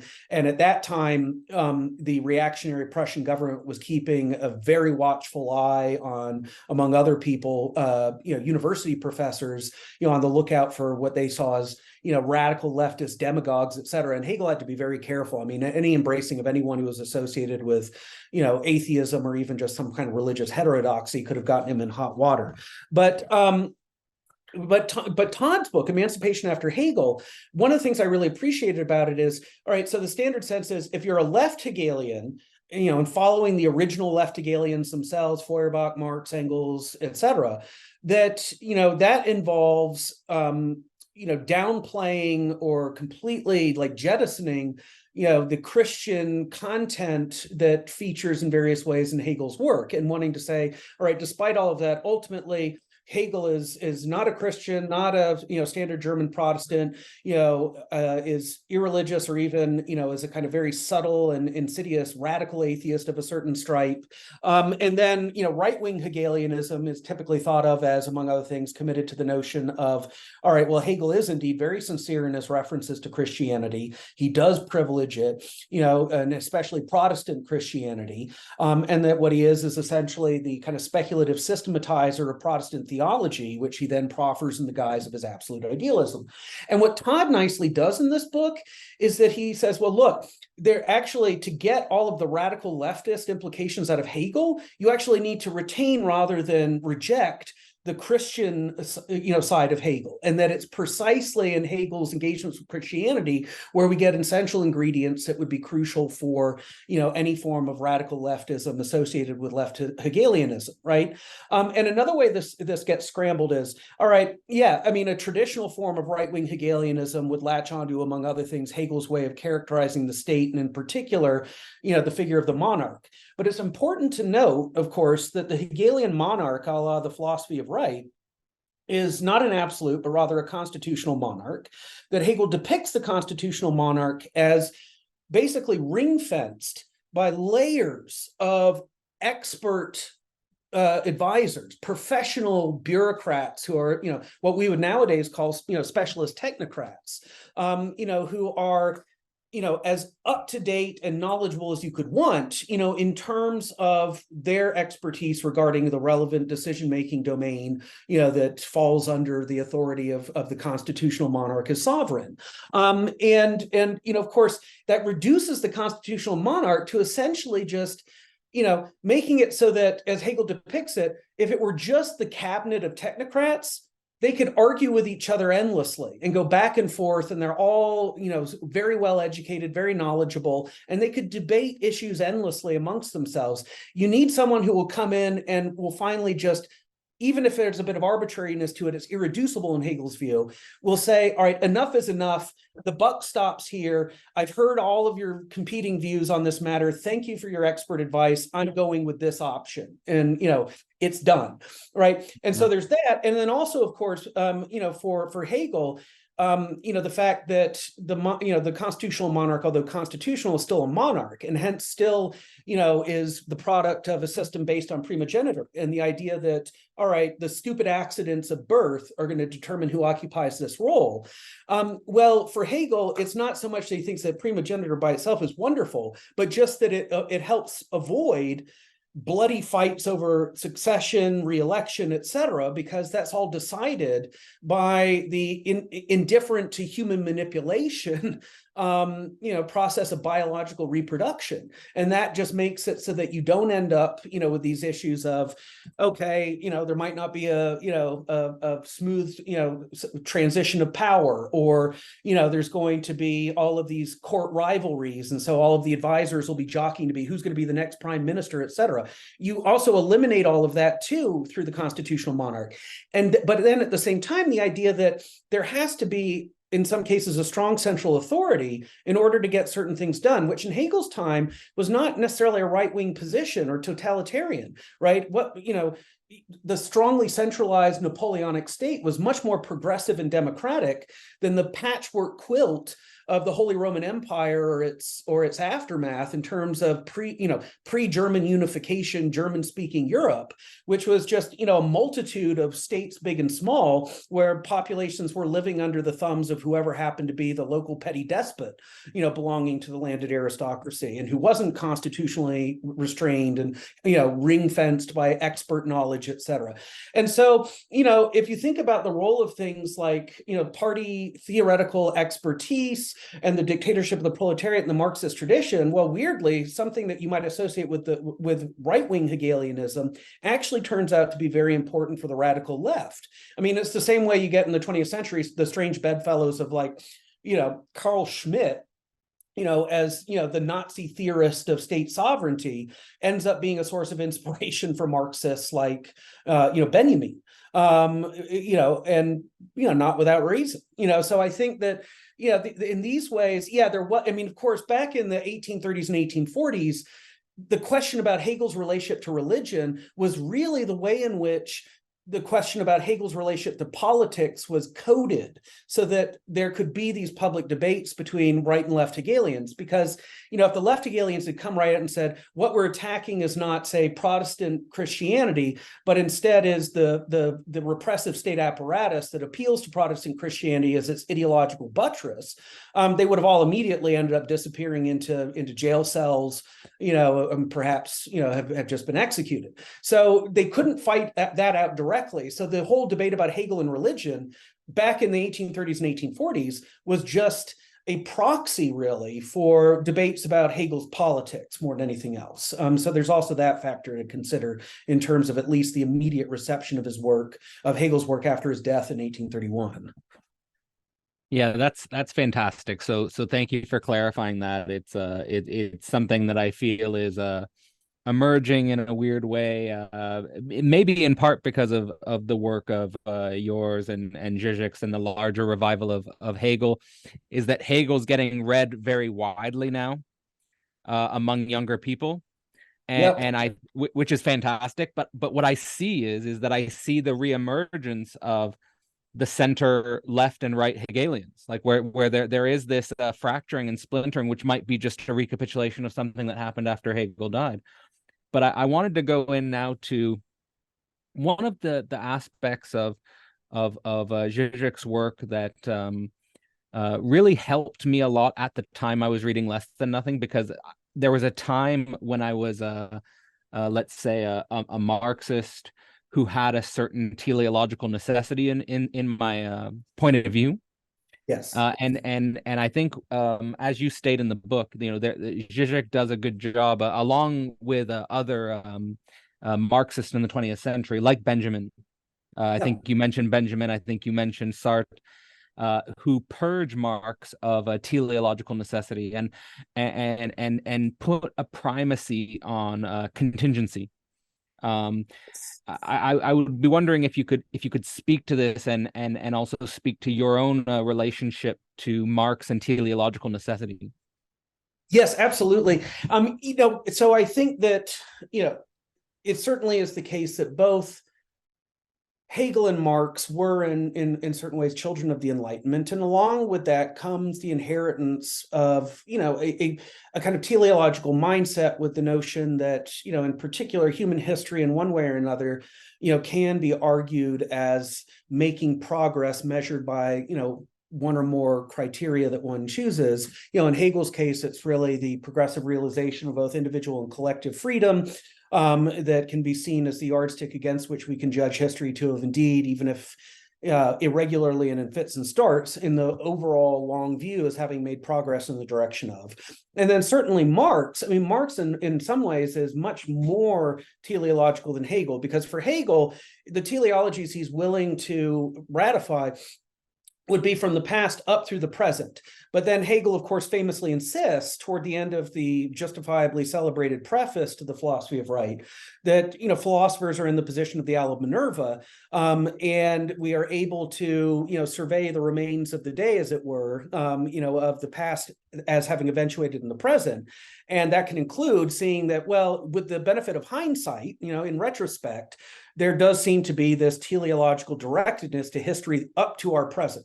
But then, of course, Hegel attaches the crucial caveat, which is that as the Owl of Minerva, philosophy enjoys no power of prediction, no foresight into the future, that, we are completely in the dark as far as what lies ahead on the road of future social history.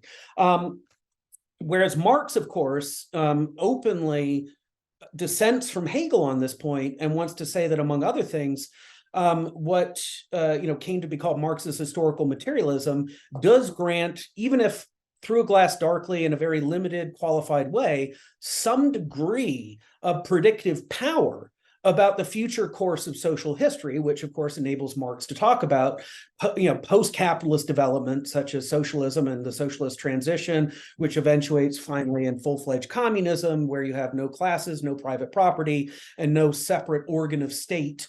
And this would be the ultimate teleological trajectory of the movement of social history.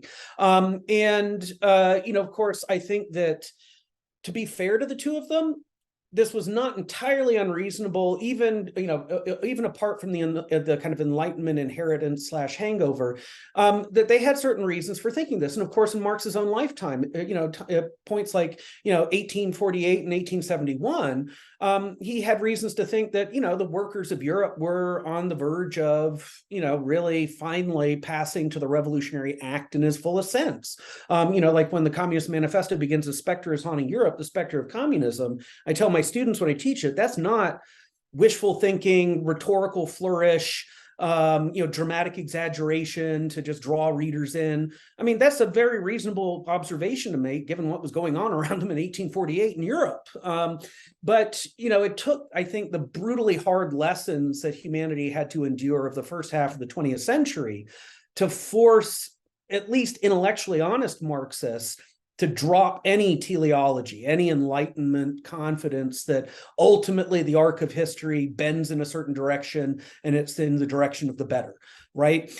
But nonetheless, right, and here we were just talking about Benjamin, right? To me, the Benjamin of 1940s Theses on the Philosophy of History is really an exemplary figure in the context of what we're talking about, which is that I deeply admire, both intellectually, but also even, you might say, emotionally, this balancing act on Benjamin's part. I mean, literally just before he ends up committing suicide to evade the clutches of the Gestapo, on the Spanish border, that Benjamin in that piece, right? I think that there's like the way that he talks about, he uses Paul Klee's, painting Angelus Novus, and he talks about the figure of the angel of history. And I read Benjamin's angel of history as kind of the close avian relative of Hegel's owl of Minerva. And it's almost as though what Benjamin is saying, because of course Benjamin's angel of history is blown into the future with its back turned towards it, and its wings are caught, and the gusts are coming from this catastrophic past that, as Benjamin describes it, piles wreckage upon wreckage, and then involves leftist defeats in 1848 and 1871, the betrayal of the Russian Revolution by Stalin, other setbacks and failures for the left. And it's been this, catastrophe. And then, of course, with Benjamin looking at two world wars with a Great Depression sandwiched in between, it looks really grim indeed. And here's Benjamin as a German-speaking Jewish Marxist intellectual surrounded by Nazism. And also bear in mind that one of the implicit targets of Benjamin's critique and thesis on the philosophy of history is Stalin, and specifically Stalin's 1938 booklet, Dialectical and Historical Materialism, as sort of the official Soviet codification of Marxist theory at its most general level. And that, indeed, like the kind of crude classical historical materialism of the 19th century, Stalin wants to say Marxism is a science of history. It has predictive power. The party can know with absolute certainty that it is moving in this direction, that there will eventually be the global triumph of the revolutionary proletariat, blah, blah, blah, right? And Benjamin, wanting to say with the angel of history, like with Hegel's owl of Minerva, and I think these figures are very closely related, we don't have any power of foresight. We are pushed into the future blind to what lies ahead. We can't see forward.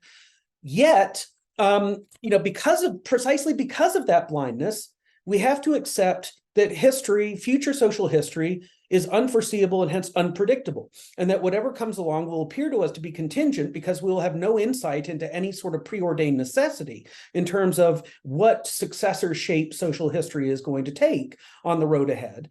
And it allows Benjamin to, on the one hand, break with the kind of outdated, and certainly it seems completely just nullified by real social history in the first half of the 20th century. To say, okay, you've got, even the most promising thing like October 1917 is degenerated into Stalin's, mechanical dialectical materialism, and of course, politically, his alliance with Hitler, a la the Molotov-Ribbentrop Pact. The revolution's been betrayed. There's been nothing but failure. Benjamin would have every reason at that moment to become a fatalist, right? And to go from a sort of, positive, optimistic determinism, a la Enlightenment progress narratives of the invisible hand of history is guaranteed to eventually deposit us on the shores of a post-capitalist, socialist, eventually communist paradise, and we will win. Victory is assured in advance. The laws of history work in our favor. It's already fated. It's necessary. It will happen. And rejecting that without falling into what just a few years later you see, for instance, Horkheimer and Adorno in 1947's Dialectic of Enlightenment lapse into, which is that looking at the same bleak picture, more or less, that Benjamin was looking at, but with the added horrors of the knowledge of the Holocaust and the dawn of the atomic age and the prospect of humanity annihilating itself with these new weapons, that, Horkheimer and Adorno, it's that they, in a sense, just offer a mirror image inversion of the necessitarian progress narrative of the Enlightenment in terms of a necessitarian regression trajectory where it's just, all right, the inevitable preordained nosedive into the hell on earth of the totally administered world, and all of the awfulness it brings with it, right? And so you end up with, prior to, you end up with like certain classical Marxism, the naive optimism of Enlightenment progress teleology. Then, the other extreme, something like Frankfurt School style post-World War II, especially someone like Adorno, the utterly resigned pessimism, the fatalism even, right? That we know how the future is going to be and it looks awful, right? As opposed to bright. And you have Benjamin wanting to say that we really have to accept that, Yeah, the Messiah, a la the Revolution, may march through the straight gates of history one fine day, but nothing guarantees it. We can't anticipate it. We can't count on it. But we also, I mean, we have no predictive power, so we can't be either, optimistic teleologists or thoroughly convinced, resigned fatalists. That we really have to learn to occupy the uncomfortable position of accepting our constitutive ignorance of the future of social history, and realizing that allows us neither the comforts of a naive optimism, nor the other kind of comfort, which is fully giving up, really resigning yourself and being like, well, we're just fucked, there's nothing we can do, oh well. Right. And neither of those are options that Benjamin allows for, precisely by, in a way, going back to the Hegel who denies predictive power about future social history and combining that with a reworked version of Marx's materialism. And I think that's, I think for both Slavoj and myself, that's, one of the valuable contributions of 20th century Western Marxism, despite my misgivings about Western Marxism in the 20th century having broken with anything along the lines of Engelsian dialectical materialism, and also being too wary of economic reductionism, and so neglecting the kind of work at the level of critique of political economy. Despite my misgivings about the Western Marxist tradition, this is a part that I think is very valuable, which is, all right, given the lessons, the harsh lessons of the 20th century, how do we rework Marx's materialism to take those into account rather than pretend they didn't happen? Right. It's I think yeah, I mean I find myself very much aligned with this, especially I mean I'll tell a short story just saying that I came from a scientific tradition, and the first thing that blew me away about science in relationship to human history was the fact that we could predict, in principle, the movement of galaxies billions of years into the future, potentially, but we can't predict tomorrow, so, or let alone 10 or 50 years from now. So I think that breakdown of the prediction horizon is really fundamental. Yes. But yeah. So bringing it into, I do want to have an extended dialogue a little bit on what I think is maybe the most interesting chapter. I'm biased because I'm very interested in this distinction between desire and drive. So I want to bring it to, even though you're emphasizing a transcendental point of view in regards to materialism, the last chapter is titled the meta dialectics. So, and specifically the meta dialectics of drive and desire. Now, I think, in my reading of Less Than Nothing, it's very similar to yours in the sense that you say, Zizek deploys drive and desire throughout the work, right? And I think that this, and as well as absolute recoil, of course. So, maybe could you go into a little bit about how you read this meta dialectic, why you call it a meta dialectic, and what do you think's at stake in our understanding of Zizek's desire and drive? Yes. So just to begin with, to clarify what I mean by metadialectical in the specific context of the conclusion to a new German idealism, well, that's, and here, even though I think Zizek and I disagree about exactly what elements are to be identified as metapsychological in the sense in which I'm using that label, metadialectical in the sense in which I'm using that label, that for both of us, it would amount to, all right, what are the pre or non-dialectical conditions of possibility for the movements and dynamics of Hegelian dialectics? And if we think about dialectics as involving how, in a way, the new is produced out of conflicts internal to the old. I mean, I know that that's an incredibly, loose way of speaking here, but it will suffice for our preliminary purposes. If we think of dialectics as the manner in which the negativity of different sort of conflicts, oppositions, etc., turns into something which is not just, an impasse or a deadlock, but rather is generative, is productive, is leads to change and to the development of things that are new and unprecedented. Well, the sense that, is there, something, for instance, within Hegel's philosophy, or one or more things within Hegel's philosophy, which just has to be taken as the brute, unaccountable for, spade turning, not further explainable factical givens that then are the basis on which, all of this, what we could say, arises or supervenes on in terms of the whole machinery of Hegelian dialectics.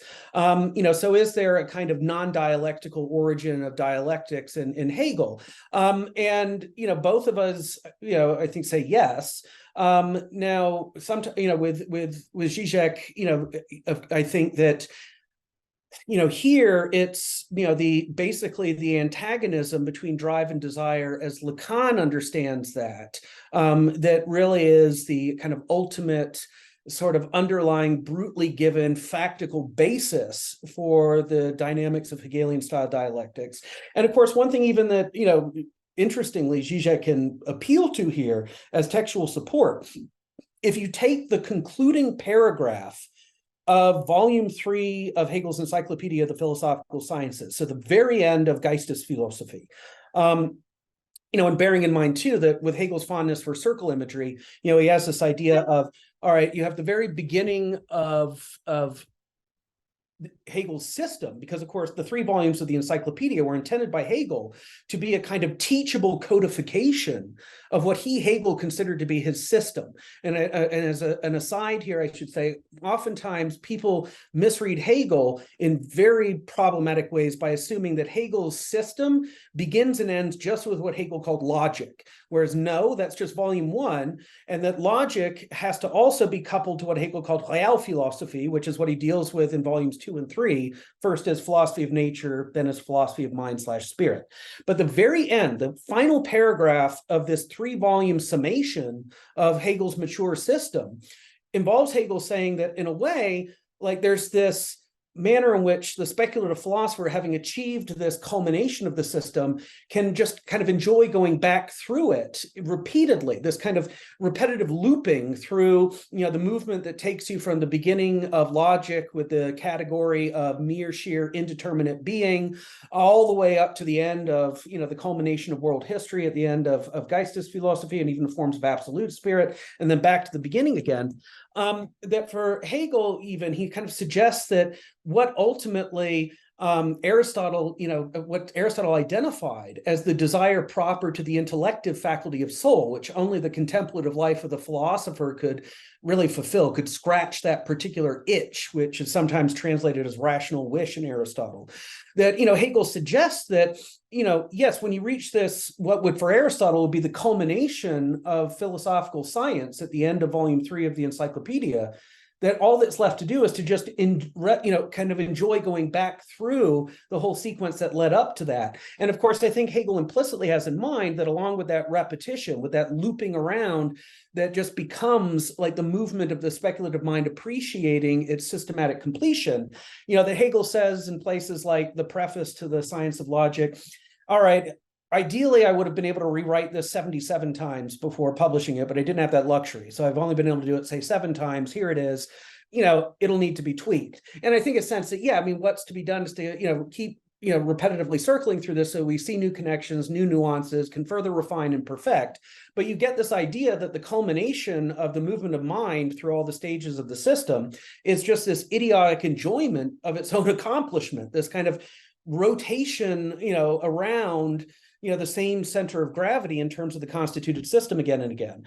And of course, when we come to Lacan's way of distinguishing between drive and desire, particularly in here, I would say it's Seminar 11, the Lacan of 1964 is sort of the key reference point here. That Lacan does indeed talk about drive and desire as different in terms of drive involving this, idiotic, aimless, repetitive orbiting around a certain, point of libidinal fixation, a certain kind of stuckness on a particular, cathected object, and that drive is just, the enjoyment, and also in Lacan's sense of enjoyment, of the repetitive circling of that impossible to ever, obtain, point of libidinal gravity.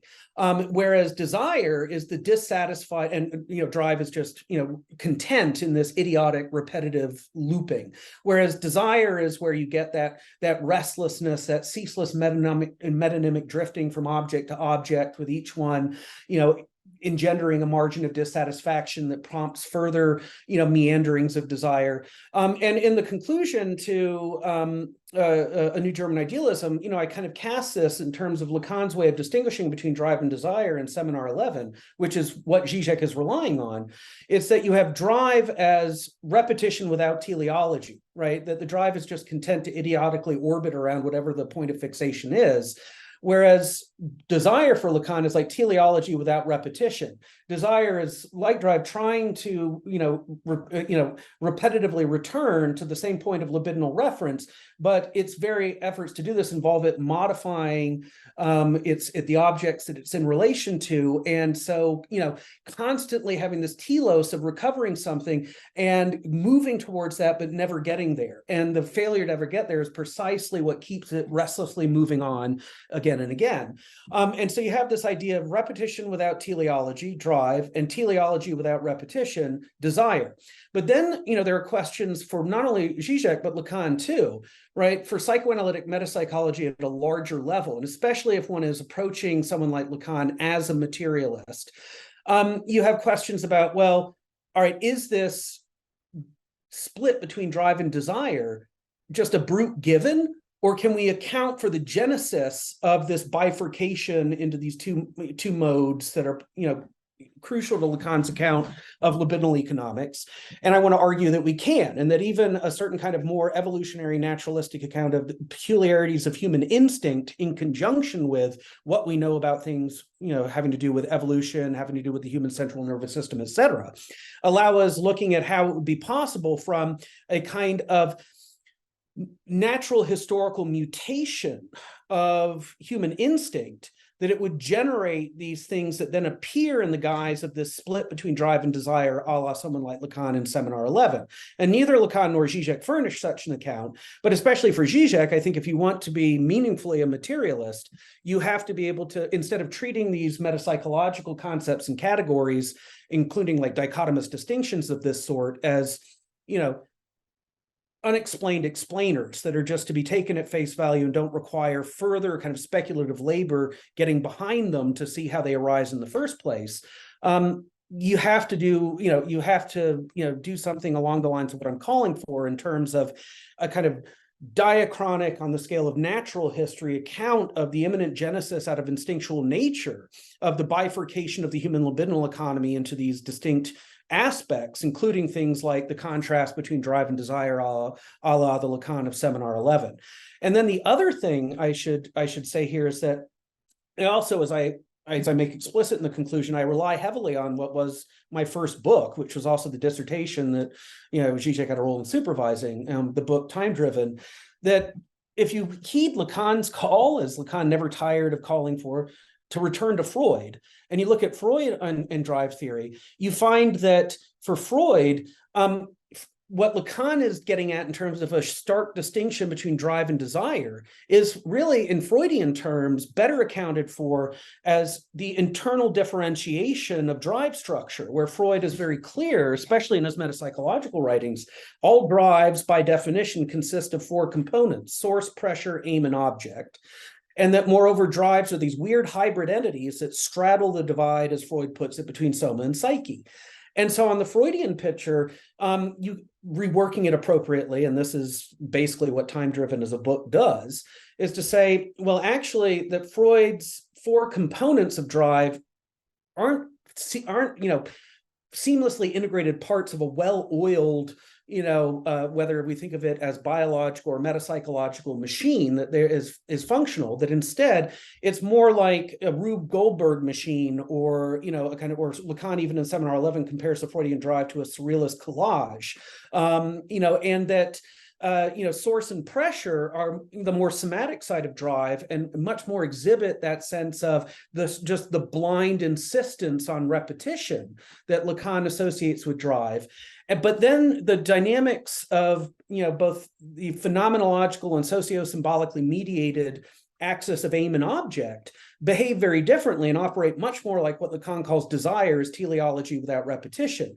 And weirdly, this drive-desire distinction that Lacan deploys in Seminar 11, I argue we have good reason, based on a Lacan-inspired return to Freud, to argue that for Freud, that distinction is a distinction internal to drive itself.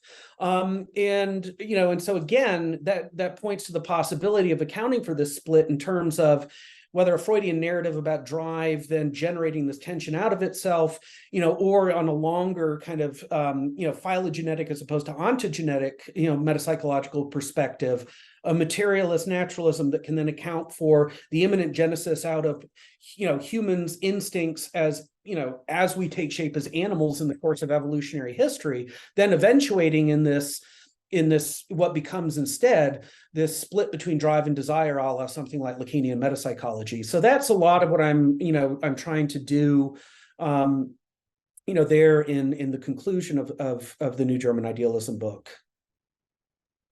Fantastic. I mean, I think that brings us around in some sense to the place which I think is maybe full circle in a sense, because we hear talking about drive and we start with focusing on, for example, the type of subject in German idealism as negativity. And it seems to me like, and also your initial interest in Zizek with sort of bringing this connection between, let's say, the psychoanalytic notion of drive and the German idealist notion of the subject. What do you think's ultimately at stake here in, let's call it, the New German Idealism, which to me, could I summarize it as saying the New German Idealism combines this room for the Hegelian negativity as well as the notion of the death drive? Is that what's at stake in a New German Idealism? Yes, I think that is one essential matter that's at stake in the idea of like the reactualization of German idealism in a certain guise, especially in terms of a version of this where the disagreements between someone like Zizek and myself become less important than, the larger consensus apropos this. But, I would also say that, I can be even more precise here and say that in a way, because, I had as the subtitle of this book, Hegel, Zizek, and dialectical materialism.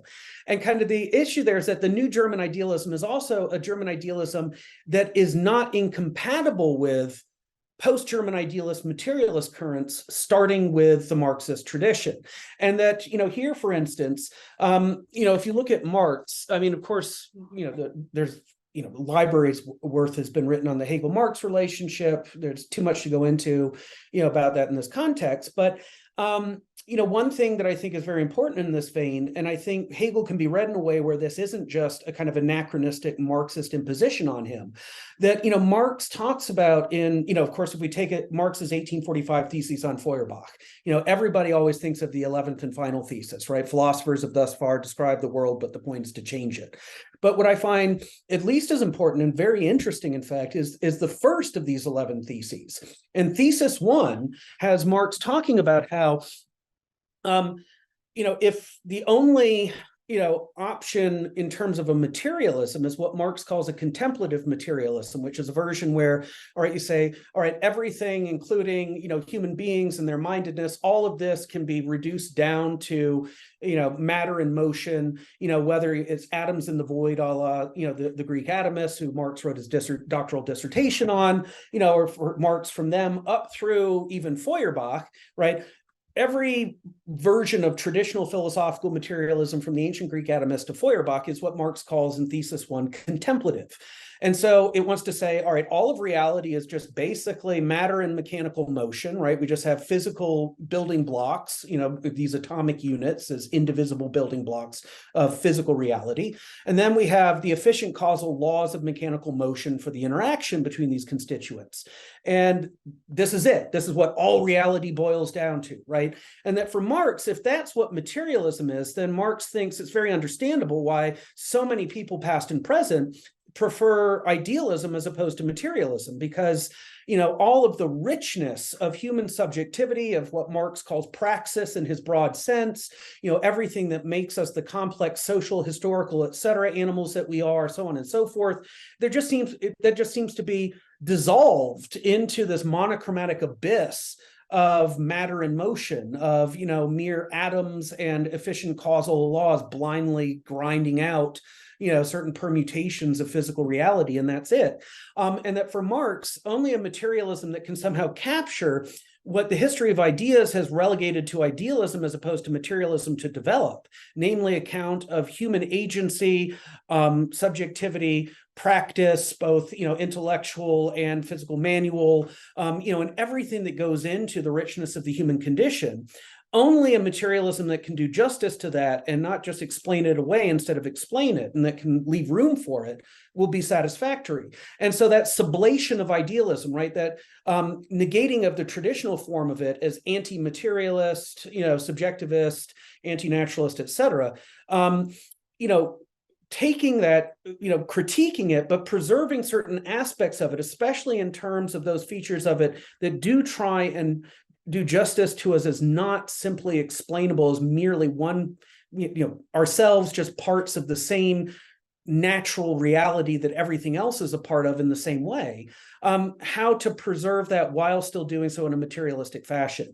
And I think that agenda that Marx formulates in Thesis 1 already can be seen in Schelling and Hegel, and that one can reread The Legacy of German Idealism as, in a sense, before Marx, already calling for this sublation of traditional idealism that would then render aspects of it, instead of antagonistic towards, compatible with an embrace of natural science, an embrace of that of the kind of realism and naturalism and materialism that go along with that. And so I think for me, at least, it's also a matter of showing how the origins of a materialism that nonetheless is a post-contemplative, hence, to use Marx's language, and that takes us, into a form of materialism that includes within itself a non-reductive account of subjectivity, rather than just dissolve subjectivity into this one single flat plane of material immanence. That, this is something already that is in a way called for, and that you'll find, the roots of it I find in the 1796 fragment that was in Hegel's handwriting, but there's speculation about who its original author was. And there are some who think this was Hegel just copying down something that Schelling sent him. And there are some other candidates too, but whether Schelling, Hegel, or a third party wrote it is found in Hegel's handwriting. He thought it was important enough to write down. It's a fragment entitled The Earliest System Program of German Idealism. And you already see there essentially what I'm indicating you also see in things like Marx's Thesis 1 on Feuerbach, but then many other developments. You see this kind of program announced already there, at the end of the 18th century. And so it's a matter of kind of rereading German idealism with an eye to all of these subsequent developments. That is really, I think, the new part. Yeah. Fantastic. So I think that we've done maybe the impossible, and we've managed to cover all 6 chapters pretty well, I think, of the book, A New German Idealism. I would highly recommend it as an interview. Right, to my I tried my best. It was a lot to structure, but I think we managed to cover a good amount of it, and I think that in that sense it's going to do a good service to anyone who's interested in this field and specifically your work. So I will leave a link in the description to A New German Idealism. So check that out if you're interested in Dr. Johnston's work. But I'll leave you with the last word. Is there anything you would like to leave the viewers with, either about German idealism or your engagement with Zizek, or something to look out for in the future? And certainly I would love to have you on to talk about some of your more recent work sometime in the future. Well, a number of things just to keep an eye on. I mentioned earlier that Zizek will be publishing further installments of kind of a critical back and forth with me in these books coming out with Bloomsbury, the Freedom, A Disease Without a Cure book, and then a little bit after that. I'm trying to recall, I don't remember off the top of my head the title he had given for the Christian Atheism manuscript, but those two, have the book with Lorenzo Chiesa, God is Undead, which hopefully should come out soon. And then next year also a book of mine on Marxism and psychoanalysis, Infinite Greed, The Inhuman Selfishness of Capital, that has just gone into production with Columbia. But a lot of these things, especially in terms of some of the disagreements between myself and Zizek, you're going to, chances are, continue to see that unfold, given that he's got new sort of critical points to make that I then need some time to digest, and then we'll respond to. Of course, eventually, I hope in the next few years, I still need a couple more years to work on it, the third volume of the Prolegomena, which will also be covering a lot of this ground. So yeah, this is all very much like catching me in the midst of things that are very much still in process. We're still very much, this is the risk of interviewing a living author as opposed to a dead one, as it were. But I also just wanted to take the opportunity to thank you for having me on. This has been a really enjoyable conversation, and I'm really impressed that you managed to march me through most of the content of the book and keep me on track. I really, it's been great. So thank you very much, Cadell, for hosting me. My pleasure, and I definitely would look forward to future conversations. So there's a sense, I think, in which this theory is very much alive, and this discussion is very much ongoing. So thank you very much, Dr. Johnston, and for everyone else watching, have a great evening. Take care.